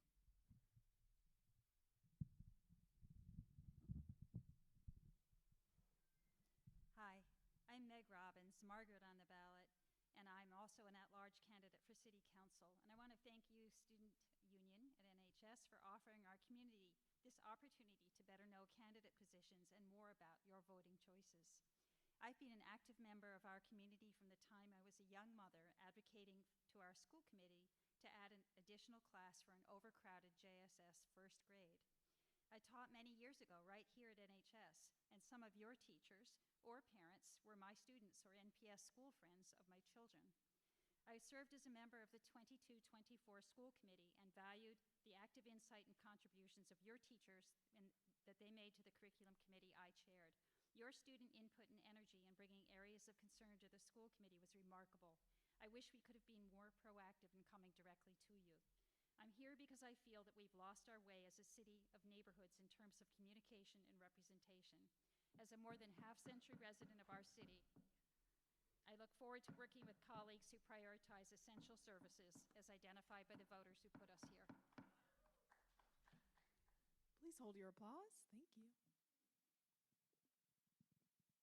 Many building and housing projects in Northampton have been canceled, with developers citing high material costs.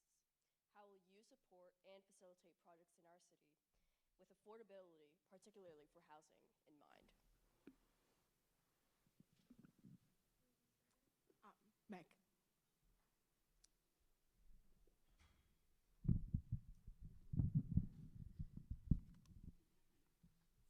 I know how hard it is for many to stay in Paradise City or for you to consider growing and raising your own families here. Young residents struggle to get a foot in the door for home ownership. Fixed income seniors worry about whether they can afford to age in place, and rental prices skyrocket. Some of the policies and ordinances the city has instituted have worsened gentrification and will continue to lure the wealthy to our city rather than focusing on the needs of those who already live here. I listened to last week's City Housing Forum where builders talked about what challenges they faced in cost and legislation. 3 of us asked what it would take to legislate 20% of every new build or rebuild as affordable. Our own planning director basically said it was too much to ask developers, as it would cut into their profits. Our city is deeply embedded in trickle-down housing economics. It's not working. Residents should not have to raise thousands of dollars to hire environmental experts and attorneys to simply be heard. People looking for housing should give real meaning to the concept of affordable.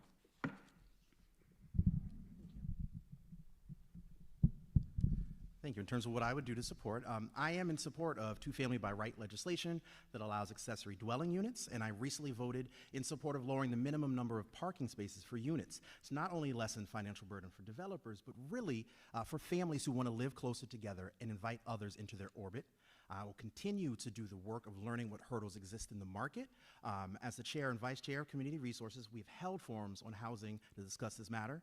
And we've learned that one of the things we can do is continue to advocate at a state and federal level for assistance.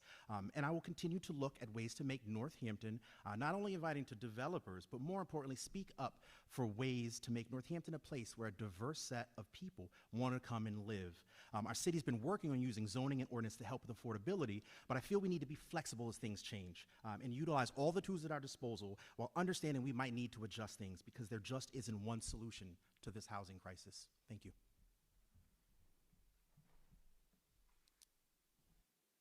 So the housing crisis is very real, and it's here in our city, and the only way we can start to make a dent in it is to build more housing.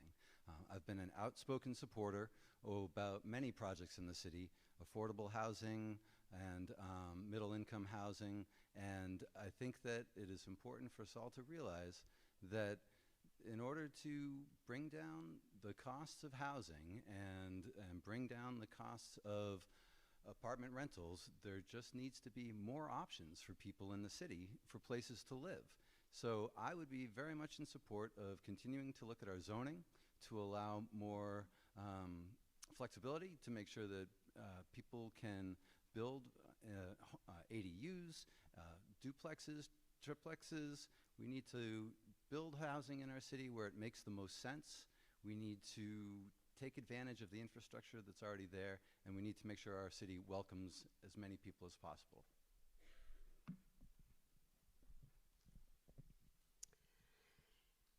I feel like developers who seek permits for multi-housing projects, multi-unit housing projects in Northampton should not be just given a green light for such developments without having to include a percentage of affordable and ADA compliant units in their project.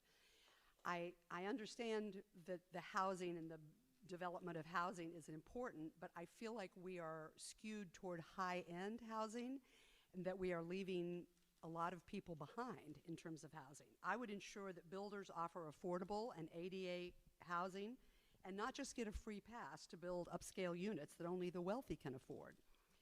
The protocol seems to be, through planning and zoning boards, to enable developers to come in, like over on Phillips Place and Hawley Street, to build a 54-unit, 5-story building in a historic neighborhood over the numerous protests of people in that neighborhood that would have adverse effects. I want to see housing that is affordable for all.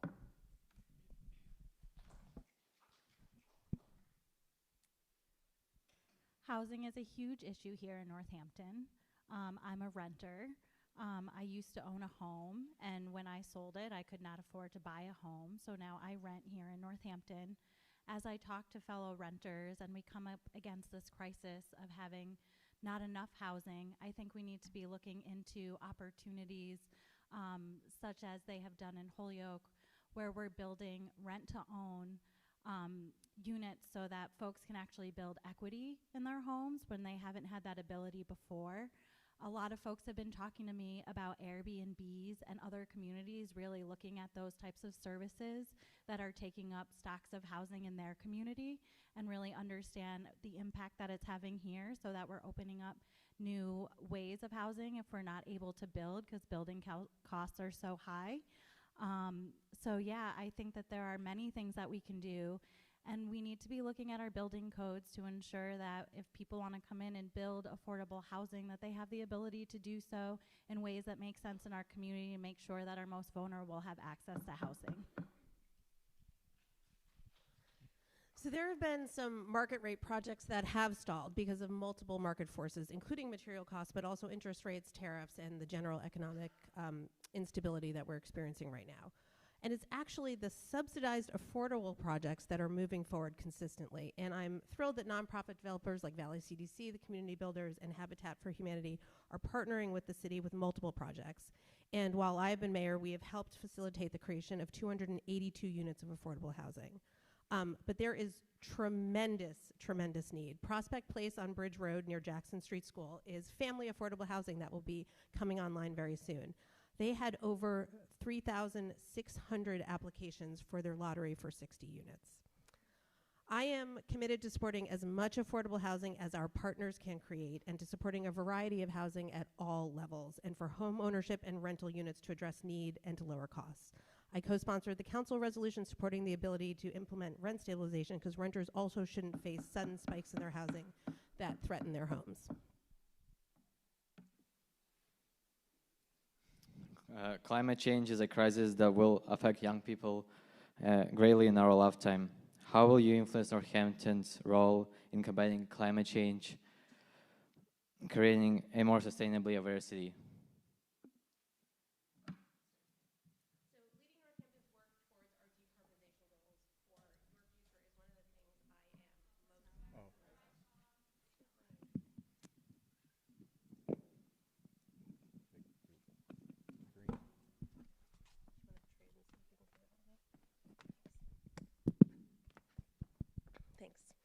Leading Northampton's climate work towards our decarbonization goals for your future is one of the things I am absolutely most passionate about.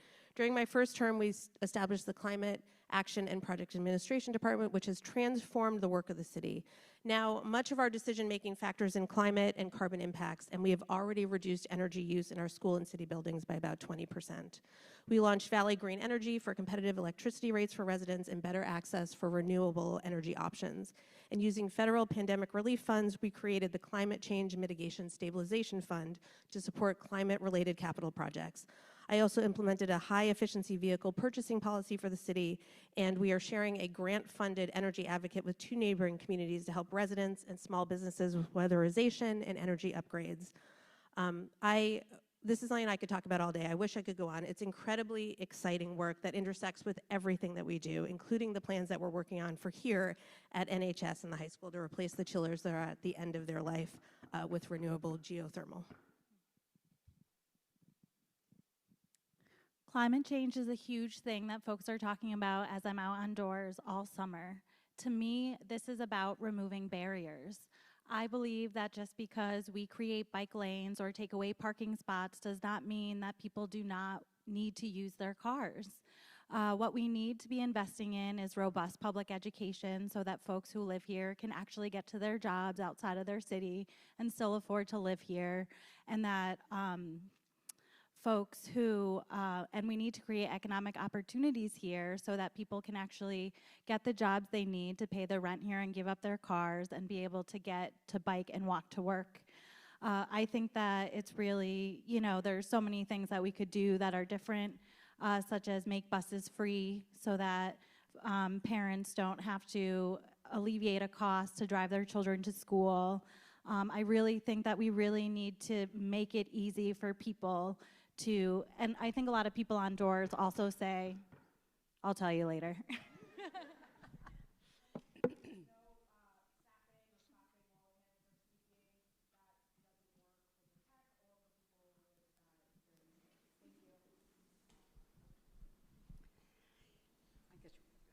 In 2018, Mayor Narkowitz declared the goal of Northampton becoming climate neutral by 2050. I certainly support that. 70% of greenhouse gas emissions come from our buildings, and 26% come from transportation. Although the CAPA director is currently working on efforts to reduce fossil fuel use in the city's municipally owned buildings and building electric infrastructure to support the growing EV vehicles, I think there are additional ways we could support climate change. For example, I would encourage CAPA to increase incentives for solar energy and all-electric housing and EV public transportation as soon as possible to decrease greenhouse gas emissions. One example is the current practice of charging families for school bus service, which means that more families are driving their children to school rather than taking the bus. I would offer free bus services to schools, and Smith's new geothermal project is a good step in the right direction.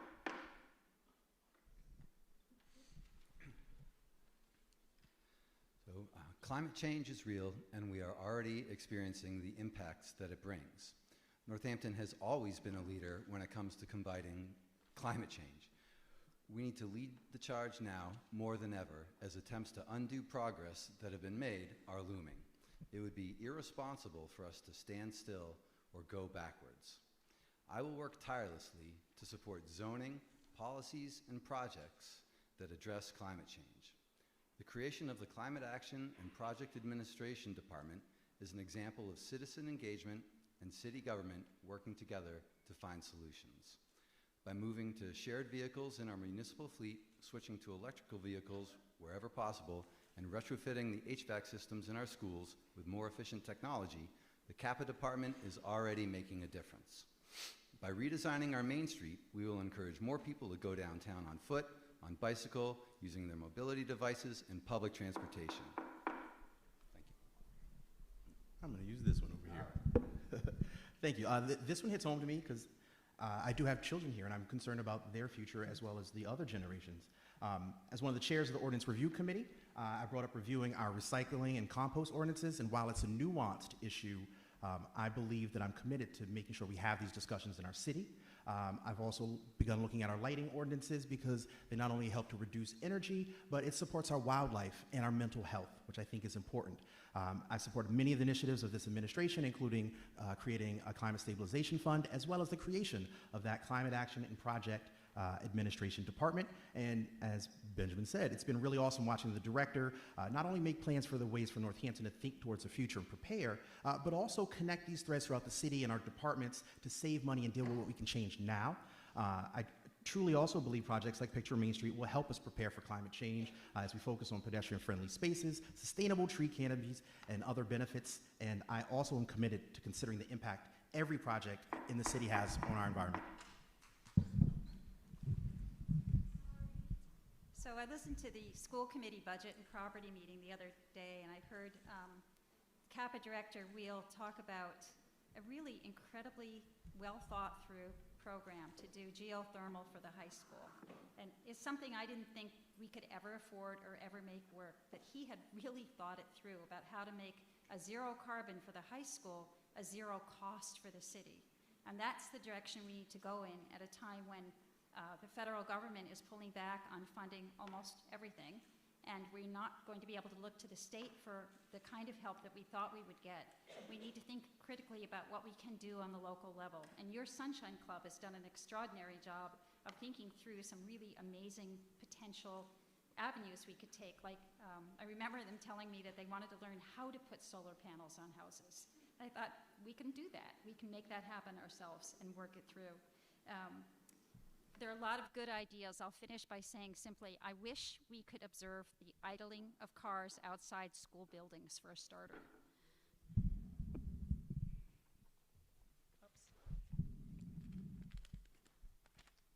At the League of Women's Voters debate, there did not seem to be a consensus on what Picture Main Street is.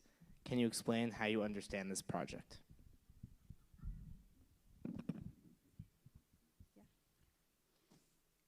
In 2021, we were presented with the choice of one of 3 designs for a project we had never, as constituents, formally approved. 1,200 people responded, but only 62 of them were Northampton residents, and that data was never disaggregated. Major decisions about our city should be made in serious consult with those who live or work here. Saying that we were part of a yes vote on this project is misleading at the best. Refusing to revisit this enormous undertaking in light of public misgivings is a poor approach. As a teacher, I am always suspicious of PR pitches that tell me it will all be fine, but lack credible sources to back it up.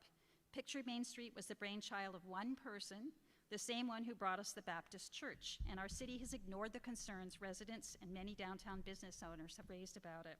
Why not come back to the table to work with us, do a trial run, and get us all on board on a final design or an alternative outcome?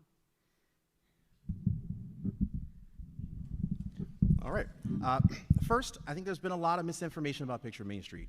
Not only is this project a rare chance to envision our city for future generations, but it's something that has been discussed and worked on through multiple administrations and has had significant input from our community for over a decade. It's a fact. The redesign is a project mandated by the state, but it's something that our city will benefit from. We have a chance to upgrade our water and sewer infrastructures while the state works on the redesign, which will not only benefit our businesses who suffer each time we have a water or sewer main break, but also improve accessibility for those using mobility devices, upgrading and expanding our sidewalks and accesses to businesses. It'll make our downtown inviting to tourists and citizens who want to enjoy our downtown.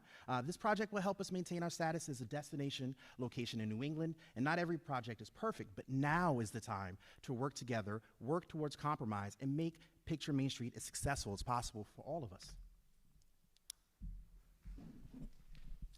Hold your applause. The Picture Main Street project is a much needed and long overdue improvement to a dangerous stretch of road in our downtown. The redesign is a result of years of community engagement, thoughtful planning, and forward thinking that will create a safer, more successful, and more equitable downtown. The redesign will provide more options for people using all forms of mobility, including walking, cycling, public transportation, and automobiles. Misinformation about the project has been running rampant.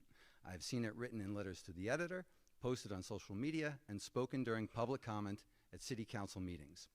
I wasn't happy with the lack of response coming from City Hall to counter the misinformation, so I decided to take my frustration and turn it into positive action. Working with other residents of the city, we started the Yes Picture Main Street campaign. I have led 4 walk and talk events down Main Street to help people get to know the project. I will lead another one on Sunday, October 26th, starting in front of the Forbes Library at 10 a.m. You're all invited.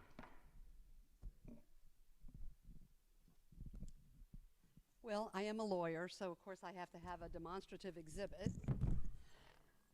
This is a pretty good show of what Picture Main Street is. You'll see that there's a place for the car to park, there's a buffer, there's a bike lane, and there's a little wheelchair person over here that is having a bit of trouble, probably, getting from the car over here or there back.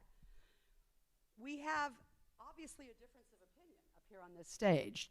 2 of us are for further study on Picture Main Street. I favor a trial run, as other cities, Pittsfield and Boston, have done. When they did their trial run, they discovered some problems and had to go back to the drafting board. There are some serious safety issues that have been brought up by Save Paradise, and I only have 10 seconds to go. But we also have a funding issue where the Trump is clawing back any funding related to that doesn't foster car traffic.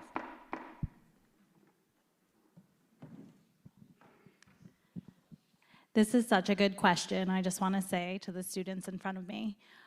So many people, I think the difference between what a downtown redesign would be to look at the infrastructure that has deteriorated over these 10 years. We've been waiting for Picture Main Street to happen and actualize itself. and Picture Main Street being the actual plan and project we chose to move forward with as a city, or the administration has chose to move us forward with. I do agree we need a trial run. I think a lot of people are not sure about why we're doing this project.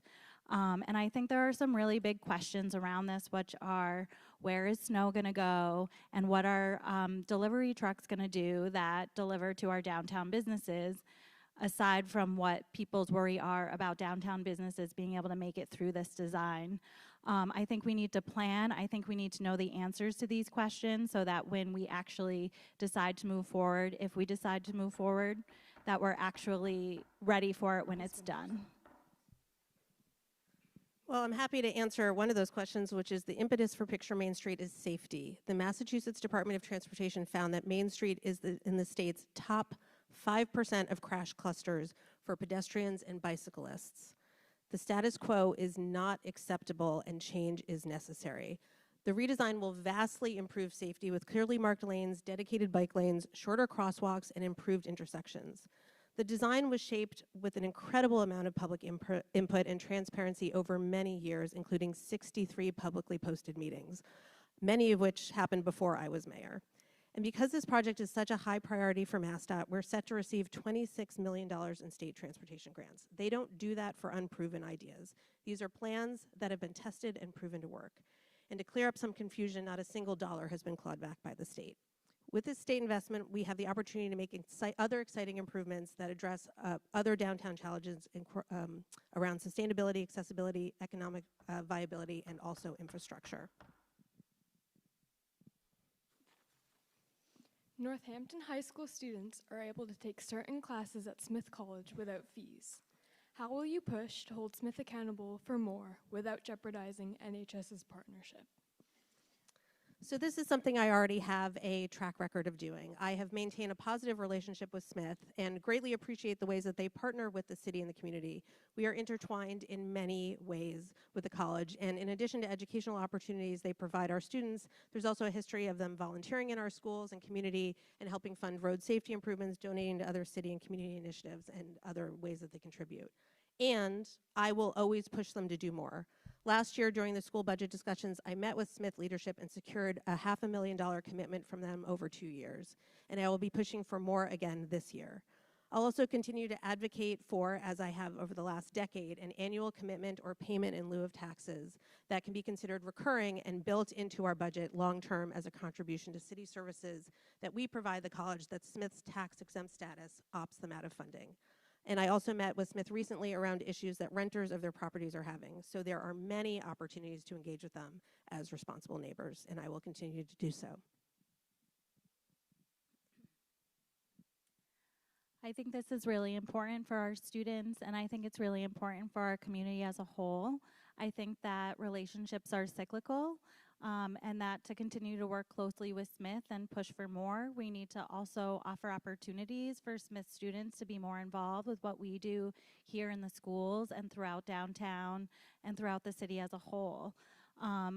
When working for the Downtown Northampton Association, I work closely with Smith as they were our biggest funder, and they have really switched the way that they are doing things. They really want to invest in projects that are meaningful to them and align with their values.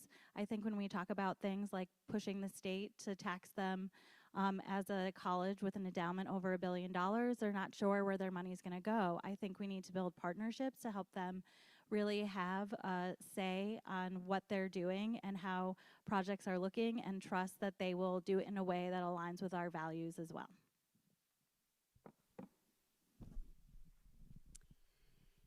Smith has donated large sums of money over the past few years to the Downtown Northampton Association, which I was a board member of since 2018 until recently, to help with event planning and implementation of events.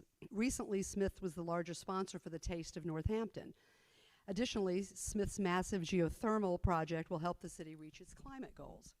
But could Smith be a better partner for the city, with the city? I would advocate for such increased partnering with Smith if elected as your city councilor. Smith is incredibly well endowed, and I believe that Smith's values and the city's are aligned. The college wants Northampton to thrive for the best interests of their students and families who visit here. I would work with Smith to increase its financial and academic support of our community, emphasizing mutual goals for the economic vitality of Northampton, which also coincides with Smith's popularity in the region. So I'm going to preface my answer by stressing the importance of building and maintaining good working relationships with all the stakeholders in our community. We need to be able to have difficult conversations in a way that are collaborative and productive. We need these conversations to result in positive outcomes.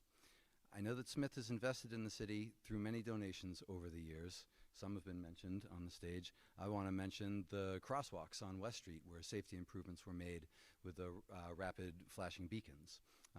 While it's true that Smith College contributes in many ways to our community, it is also true that as a nonprofit, they do not pay property tax on the bulk of their real estate. Asking Smith to help Northampton maintain a stable tax base is a reasonable ask, since they also depend on the city for multiple services. The benefits of Smith College agreeing to a pilot program make it worth pursuing. If Smith committed to making a payment in lieu of taxes to the city, we would be able to include that revenue in our annual budget. I like you want to keep passing me the mic. Well, like most of the people here on the stage, I also believe in collaborative leadership, and that applies to our stakeholders. I've said for a number of years that I want Smith students and faculty to feel like they're part of this city of Northampton. And I also think that our students and our citizens should feel like they're a part of Smith, and I would never jeopardize your access to those classes and that ability. We have a symbiotic relationship with Smith. They bring in visitors, revenue, and they're one of the largest landowners here. I am eager to engage with Smith to show them all our city has to offer through arts, entertainment, culture, and more, but I'm also not afraid to encourage Smith to continue contributing to make our city better, but find ways to deepen that involvement, increase their contributions, and evolve our relationships. And finally, I'll make sure that we can be honest when either party falls short of those commitments, as we have recently done as we advocated for rent stabilization here in the city of Northampton and beyond.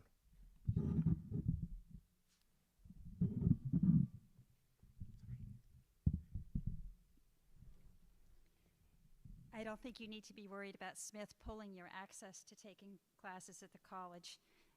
They have been a good partner doing that for many years, and I think it would be very, very, very high on their commitment to the community to continue doing that. I do know that Smith uses its interest on its endowment to ensure that students who come to Smith who can't afford it get loan-free educations, and they're very generous with their scholarships. I know that firsthand as a full scholarship student at Smith myself many years ago. I do think we need to change how we approach that. I don't know what the conversations are that the mayor's had with the president, but Support Our Schools has created a research group about studying pilots in other communities, and I would love to see us have a city organization like that that approached the trustees of Smith College to be able to say, here's what other towns are doing. We'd like you to step up and give us recurring revenue we can count on for the schools every single year. Plan to support and promote small businesses in our community, especially considering Picture Main Street and high rent. Many business owners in Main Street have already decided to close or move or not extend their leases because of Picture Main Street coming down the pike. We all miss faces. We could reconsider the impact of a 3-year construction as a real cost to our city's viable recurring revenue. We could reconsider the immeasurable harm we will do to our business friends and neighbors still wobbling with paying off loans and second mortgages after COVID. We could pass whoppingly strong vacancy tax legislation that fines building owners for months and years of empty storefronts caused by jacking up rents, as well as a very public registry of who owns those buildings.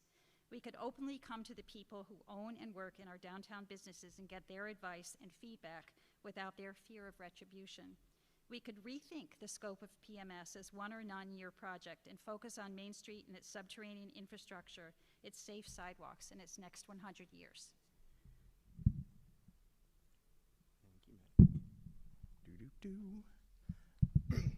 Well, as a person who spent most of my life here working in small businesses here in Northampton, this is very important. I've built bonds and relationships with our local business owners and workers. And one thing I've really loved is how our city values collaboration over competition. I've supported movements like Summer on Strong, our new Doozy Doo Parade, and the upcoming Northampton Haunt, which are all initiatives that started as ideas from our businesses and local communities and has been helped by our cities, generating economy and revenue for our businesses. I want to make opening businesses easier, helping businesses get permits and access and secure loans and make our city more inviting for them. After helping open the Iron Horse, I've begun focusing on creating smaller community spaces for our workers, residents, and visitors to enjoy, because a strong infrastructure of successful local businesses is key to the continued vibrancy of Northampton, but requires interaction from our city officials and people like me who live and work in these industries. I believe that small businesses are the lifeblood of our community. They are what bring people into town. From farm stands in Leeds, to Bird Store in Florence, to the salons on Main Street, to Jim's Variety at the end of Ryan Road, our small businesses are the best. I pledge to work with business owners across the city to be sure that they can access all the information and assistance they need to operate successfully.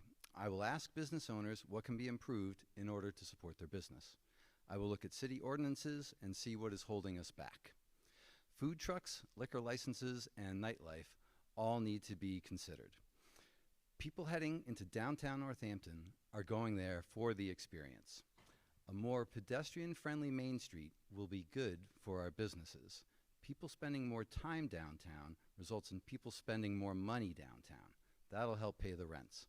I'm a proud volunteer for the Part in Our Progress campaign, and we're working to promote our small businesses and make it clear that downtown Northampton will be open for business during construction.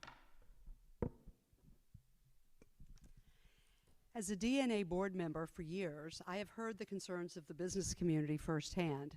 The number of vacant storefronts is a huge problem already, and the prediction is that an additional 35% of businesses will fold each year during construction if PMS goes forward. What will our downtown turn into if this happens? A ghost town. The high rents are a factor, certainly by one landlord particularly. That landlord recently got a $3.5 million paycheck from the city for a dilapidated church, which many people feel was way overpaid, and the independent appraisal came in at half of that. So I kind of wonder about the wisdom of going forward with this project, Picture Main Street. If elected, I would engage the council in a comprehensive study of ways to tax vacant storefront owners. I also would include an incentive program called the Massachusetts Vacant Storefront Program. Please finish your sentence.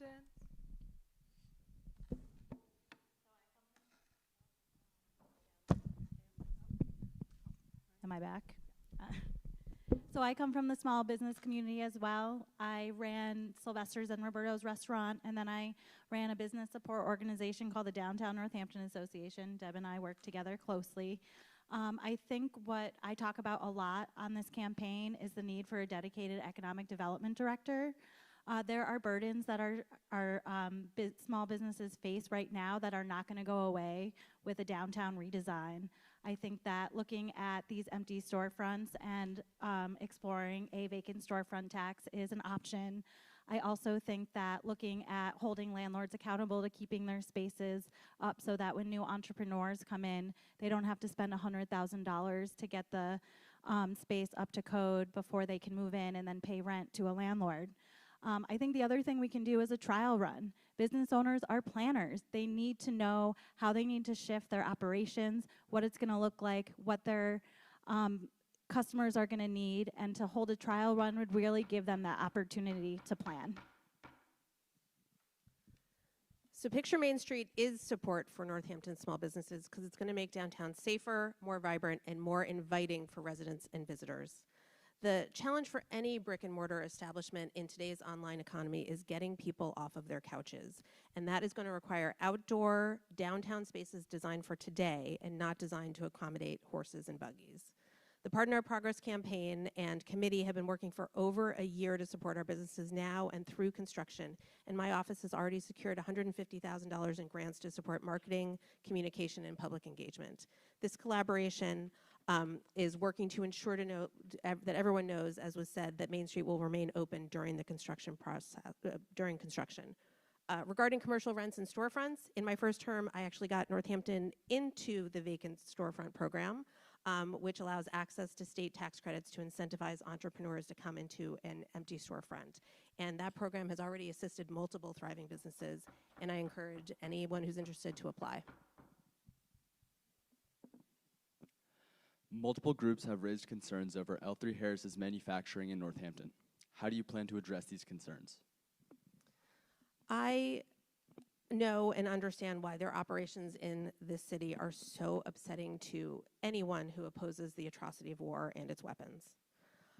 I agree, but as a city government, we cannot force them to leave the property that they own and on which they built their plant.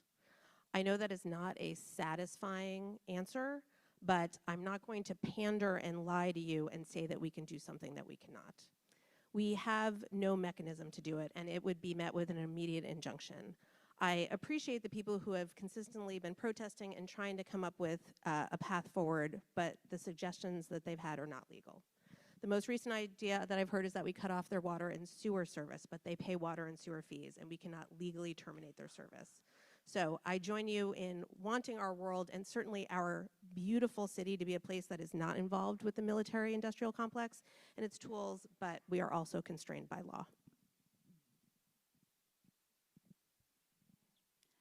So this came up in the last forum as well, and there are many groups that are really concerned about L3 Harris and the work that they do. And I look forward to meeting with those groups. I've heard they actually have real tangible ideas about what we can do about our communities not really enjoying how they move in the world. But I think we really need to talk about zoning when it comes to this. It came to my attention that we actually changed our zoning to bring L3 Harris in. I think we need to be paying attention to how we're moving zoning and how we're making those changes.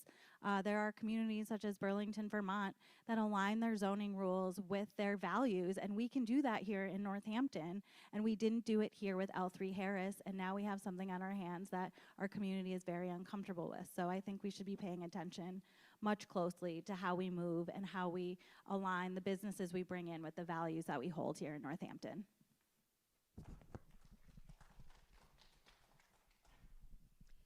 In 2018, Northampton's former mayor signed an executive order that prohibits us from contracting with or investing in companies that are directly involved in the manufacturing or maintenance of nuclear weapons. Now, you've heard the mayor say there's no legal way to get them out of here. But I guess I have some questions. Up until recently, the city of Northampton was giving L3 Harris tax incentives. That doesn't seem like a way to encourage them to leave. Apparently, we are also contracting with them to some extent. That, again, does not encourage them to leave. I understand there are legal ramifications and impediments to try to eliminate a company that's here. But I also feel like if our values, which were reflected in that 2018 executive order, are going to be upheld, that the city council, all the leaders can come up with something. Like Jillian said, there are many options that we can probably discuss, and I would like to do that.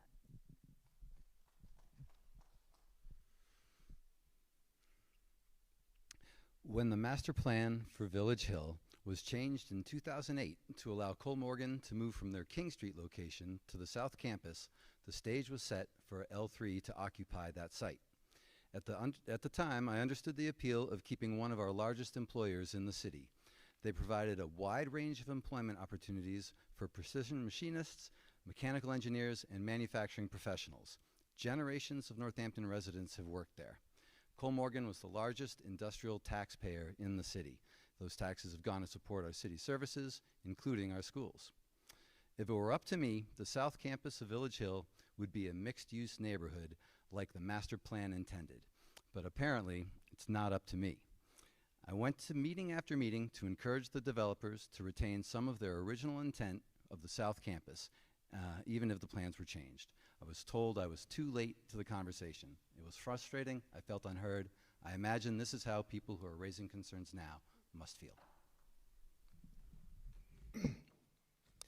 Well, first, I just have to say how much I love Northampton's willingness and consistent ability to protest and utilize our freedom of speech to express our common core values. It's important to recognize we live in a city that embraces that on every level. And I do want folks to know that they are being heard. You know, this is an unfortunate situation, but as been said, the workers at L3 Harris are also a part of our community. They eat, drink, and enjoy what our city has to offer. And while we have little tools to force them to leave, we can at least try and have conversations with the company and their workers. And these are difficult times we live in. I just want to say that I know that I don't support war. I believe our city doesn't support war. And what I think we can really do is begin to unify and try and address such issues on a federal level and take this energy we have to try and bring peace, spread hope.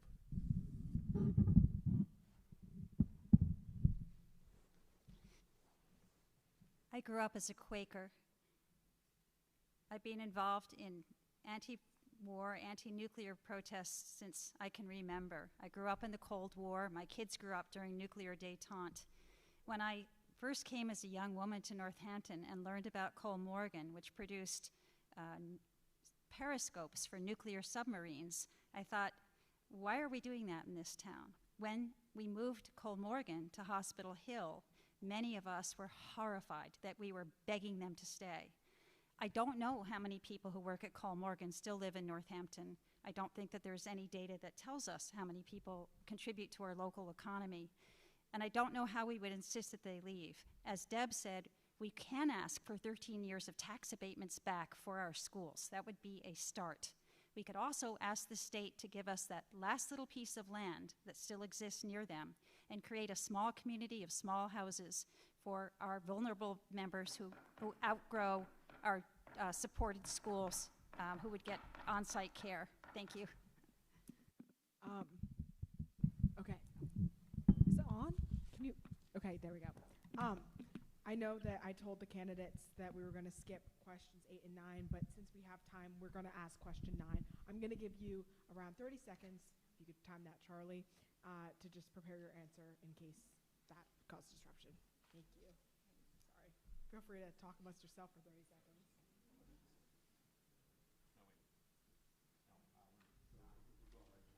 Yes, we're going right to 9. We're still skipping 8.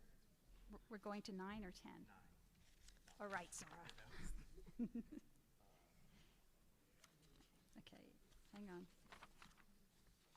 I tucked it away. Yeah, ask the question. Yeah. Okay, great. I will ask the question. How do you plan on maintaining safe road and sidewalk conditions, particularly in the enforcement of ADA accessibility in our community?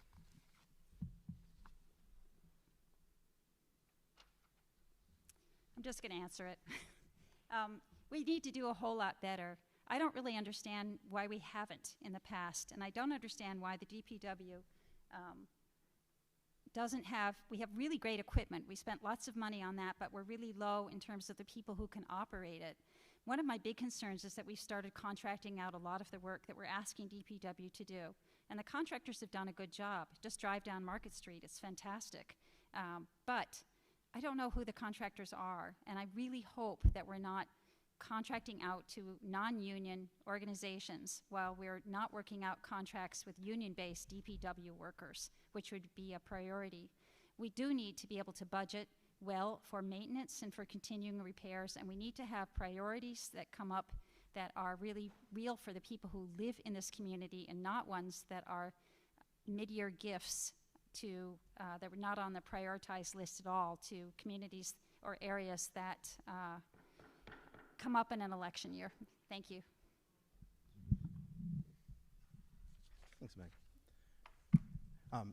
Well, first off, I have continually voted to give more money to our streets and sidewalks in our capital improvement program every year I've served. I understand that capital improvement is about maintaining the infrastructure that serves and affects each and every person living here in Northampton. And every city and town is struggling to maintain their roads, especially in New England. And we are in a hiring crisis all around in every industry. You know, in my work on the Ordinance Review Committee, we have prioritized accessibility as an issue that needs to be addressed. My successor as Ward 4 Councilor, Councilor Dubs, has worked to bring such issues to light, and we are actively trying to address snow removal, sidewalk clearance, and other issues that affect neighbors of all abilities. And while we often talk about mobility issues, I think it's important to note that we still need to make improvements for those with visual, audio, and sensory impairments, and I'm committed to that work as we continue to build a Northampton that is accessible and inviting to all. So there's a pressing need to improve the conditions of our roads and sidewalks in the city. These are capital improvement projects that require significant planning and funding. It is imperative that we make our streets and sidewalks safe and accessible to everyone. I have been working with other city residents to advocate for safer streets for all users. We have been listening to residents about their concerns, showing up at relevant city meetings, and speaking up during public comment while building relationships with the planning office and department heads to try to have a seat at the table. And it's working. I think it is fair to say that the separated bike lanes in front of the high school are evidence of the success of this advocacy. We need to prioritize how to keep our sidewalks safe and passable for all users all year round. The ice storm this past winter brought this challenge into clear view. I will work with the appropriate department heads to find ways to clear the snow from the sidewalks, prioritize repairs in the most consequential places, and continue to improve our infrastructure throughout the city.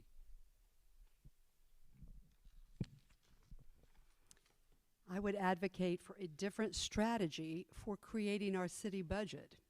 That is, funding present-day needs and services first and slowing down the incredible amounts that have been scooped into reserve funds.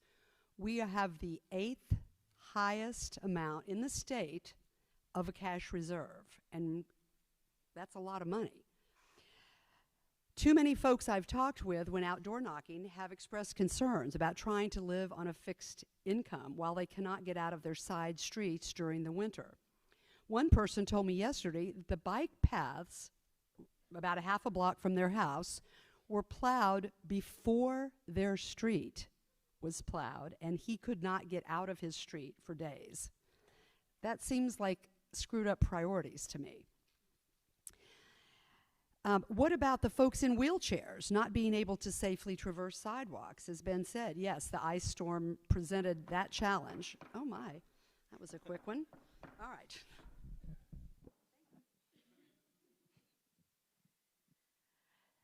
This is the second most important thing that people talk to me about all the time, behind transparency and accountability and the lack thereof here in this administration.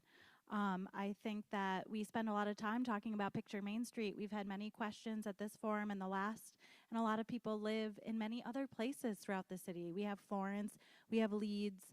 I was out in Ward 6 talking to a woman. She had a really beautiful ramp that she built outside, so I was complimenting her on that, and she was sharing that for 2 years. She's been reaching out to her city councilor because her husband is wheelchair bound, and they have a hard time getting out of their street to be out in the sunshine. When we talk about having more accessibility and getting people out and moving, this is where we need to be getting back to basics, where we need to be prioritizing our operational budgets and investing in our people first, and putting our capital project plans second. Thank you. Northampton has a backlog of deferred maintenance on roads and sidewalks stemming from years of lack of investment and the depletion of our capital stabilization fund back in 2012. The fund was built back up over several years, allowing for more capital investment, which is helping us to address this backlog. Earlier this year, the City Council approved my capital improvement program for FY26, which includes $1 million for sidewalk repaving, a 5-fold increase from the previous 2 years, and $2.75 million for road resurfacing, which is an 83% increase from FY24. Additionally, this year, the state is providing a one-time increase of Chapter 90 funds that we are utilizing. So this year's paving and sidewalk projects are currently underway. Regarding improved wheelchair accessibility, in addition to side street repairs in process, I'll also note that Picture Main Street is going to greatly improve downtown accessibility, and there are going to be opportunities in some cases to make entryways into privately owned buildings accessible for the first time for folks. All right. What is your stance on budget overrides, and how do you plan to address the citizens' concerns on rising taxes? So Proposition 2.5 squeezes cities with a cap limiting how much of our property tax can be collected without voter approval. That cap is below the typical rate of inflation, so without periodic voter-approved overrides, services end up having to be cut. Northampton adopted the fiscal stability plan in 2013 to overcome this squeeze without having to ask voters to raise taxes every year, which will make long-range planning budgeting impossible. So how it works is a portion of the override in 2013 was used to create the Fiscal Stability Stabilization Fund. Most stabilization funds cover one-time costs. This fund helps cover recurring expenses temporarily between overrides. So for as long as we can, we use a portion of an annual surplus to sustain the fund until we need to call for an additional override to replenish the fund and secure more recurring revenue. Because of our fiscal stability plan, we've been able to support Northampton Public Schools with $5 million in stabilization fund transfers over the last 3 fiscal years. But the plan only stays in place as long as voters continue to support periodic overrides. If the next override loses, then we have to cut budgets instead. And what's imperative is that we make decisions with accurate information. I think we really need to look at the fiscal stability plan and see if it's still working and meeting our needs. I think that's the first thing. I think we also, if overrides are something that we are looking at as a need in this community, that we need to plan for them. I hear that previous administrations have been better planning to help people understand when they are coming and that they are not going year to year wondering if there are going to be cuts or they're going to have jobs. And that is a better way to move so that folks can plan and understand what is ahead of them. And I've talked to so many people who have told me that they have lived here for 30 years and they are about to retire and that they don't think that they can afford to live here because the taxes are so high and they're going to have to sell their homes. I think we really need to be working closely with residents and an economic development director to really understand how to bring tax abatement programs for seniors and people who have lived in this community for so long. They deserve to stay in their houses. Thank you. I don't like the idea of overrides unless, is this on? Yes. Unless absolutely necessary. As a community, we pay high taxes, as Jillian was just referencing, and many people I've spoken to say, I don't like where my tax dollars are being spent. I don't like the way they're being spent. I think we have an upside-down budgeting problem, and that affects the schools, it affects the budget override possibility. I think we can do better. We can prioritize the operating budget over the capital budget, and the operating funds are for the present-day needs. That's how most cities and towns in the Commonwealth budget. Northampton is an outlier. And you can research this yourself, but by funding ongoing operations first, we will be meeting our residents' present-day needs, whether it be school funding, streets and sidewalks repair, and other essential services. I would advocate an overhaul of the budgeting policies by considering present-day essential services first.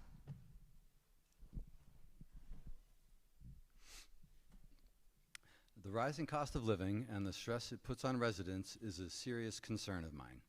We need to do everything we can to help our residents afford to live in the city. We must manage our budget in a way that is prudent, resourceful, and sustainable. The Fiscal Stability Plan has proven to be an effective tool in providing predictability to our city budget. In these uncertain times, we need to stick to the plan. The Fiscal Stability Plan uses planned overrides and strategic reserves to maintain services while managing long-term stability. This works to keep any override from being too onerous on the community. As a city councilor, I will work to inform residents of programs that are offered to help them out. I will work with residents to help them access all the assistance that is available. I will also work with legislators and state officials to push the state to be more equitable in the distribution of funding resources across the Commonwealth. We deserve our fair share in Western Massachusetts. Well, let's be honest. The override is always the elephant in the room here in Massachusetts. Prop 2.5 came around in the 80s, and we all feel its limitations. I often talk about one of the things I love about being counselors. There's 9 of us, and we all have something we bring to the table. Personally, when I look at our challenges, I look at our revenue in the city. If we want to space out our overrides, we need to generate more revenue. We're finally seeing meals, beverage, and hotel tax revenue that's close to pre-pandemic levels. But what my focus has been since I ran for office is addressing the fact our city's only open for a fraction of time it could be.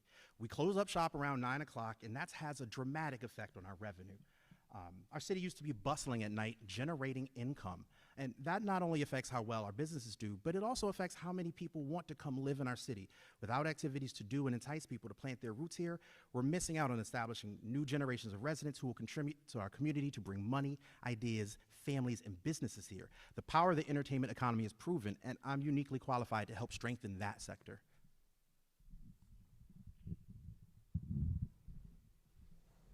We need to change the fiscal stabilization plan. We need to rethink it. We need to think about the interest it generates and how we accommodate essential services first, as Deb mentioned earlier. And we can do that. We can adopt less conservative estimates for total revenue and expenditure streams. We can rethink the plan which requires overrides. Property taxes are already crippling many of our residents, and they're programmed to regularly rise again and again. Past overrides were billed as for the schools, when in fact, override tax increases go into the general fund to be allocated according to the demands of the fiscal stability plan. NPS schools are only a 35% part of the FY26 general budget. I've been active for many years working with other districts and across the state on school funding and getting council and school committee support for legislation. This stuff matters, but it can't be our only hope. Okay, and our final question. Is there anything else you would like to expand or add on in closing? Start with All you, right, Meg. bear with me, Zara, okay, for a second. I want to tell a story. It's been great talking to you, and I thank you for what's an historic opportunity to speak with you tonight. You are our rising generation, and it's great to think about what it means to be your city representatives. But remember, I'm a teacher, so bear with me because I'm going to share a little story. Our eldest son, Bart, turned 18 the autumn of his senior year at NHS, right here. He'd been kind of incidentally registered to vote soon after his birthday. Remember who his mother is. That fall was a significant race for our city, our first woman mayoral candidate. The day of the election, Bart and his friends, who were not yet 18, were hanging out in our living room playing guitar and generally doing not much, when one of them remembered that Bart could vote. Bart was pretty comfortable just hanging out in the living room playing his guitar, but his friends dragged him out and watched as he cast his first vote for that woman candidate, and she won. She won by 1 vote.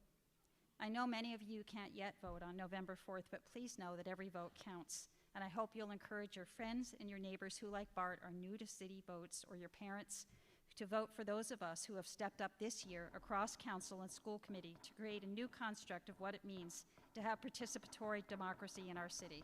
Let's walk the talk. No applause. Save it for the end. Thank you.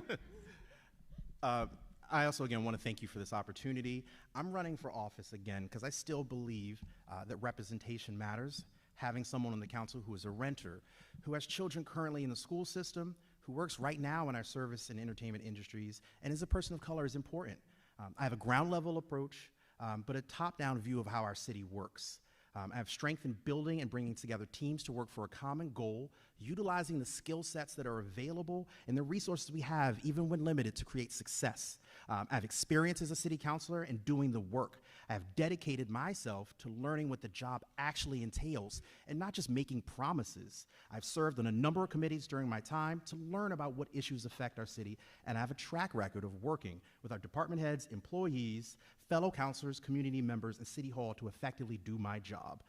And while I often talk about downtown, I want folks to know that I look at the city as a whole, and I want to help to put all these pieces together and make Northampton as beautiful as I know it is and can be.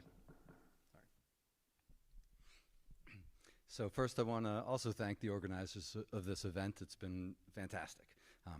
I'm running because I've seen how necessary it is for City Council to be able to perform its responsibilities with professionalism, integrity, and collegiality. Having the opportunity to meet with the residents and listen to their thoughts and concerns has been the most rewarding part of running for office. One thing that I find so encouraging is that the residents of Northampton are paying attention.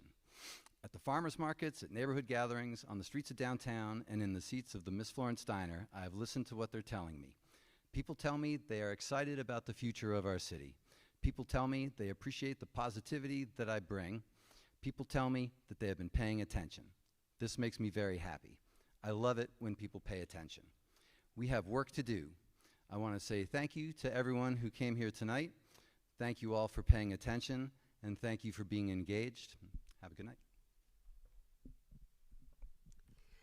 People are paying attention, and many people are not happy. We've heard just recently up here, and you've heard before, just keep doing the same thing. Stick to the plan. I disagree. I don't think the plan is working. And I think that has been exhibited by many people in this community, and certainly many people I've talked to. The plan isn't meeting the needs of our present day services. And that's why the plan isn't working.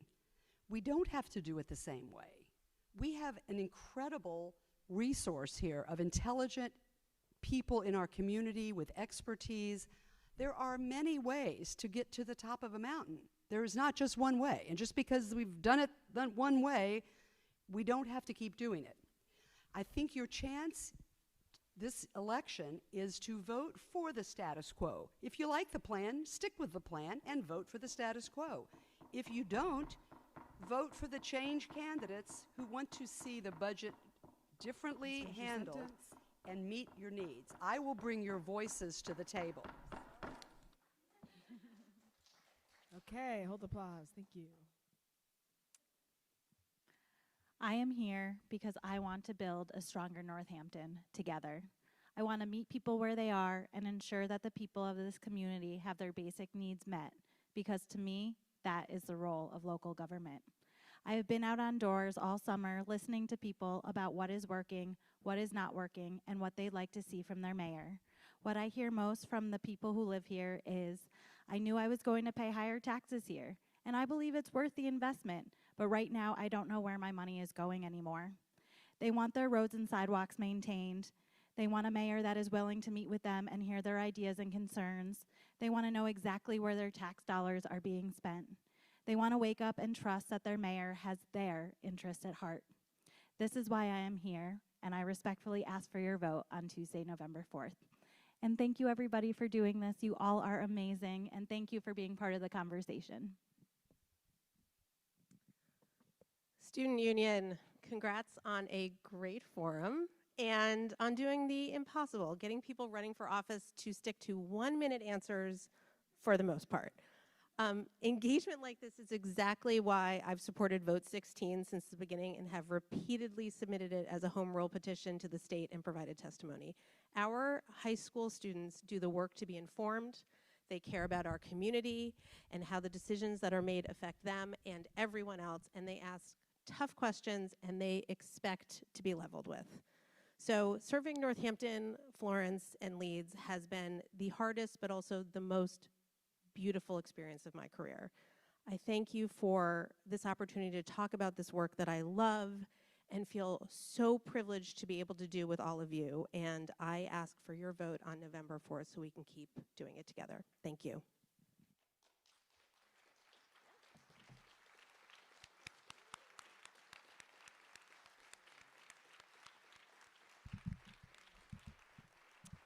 All right, bear with us here. We just have a few more. All right, just a few more things. Just want to give thanks where thanks is due. Of course, thank you to all our candidates, City Council, Mayoral, School Committee for coming out here and supporting us while we're doing this. Obviously, thank you to our student union, Zara, everyone on this who's done so much work to make this work out.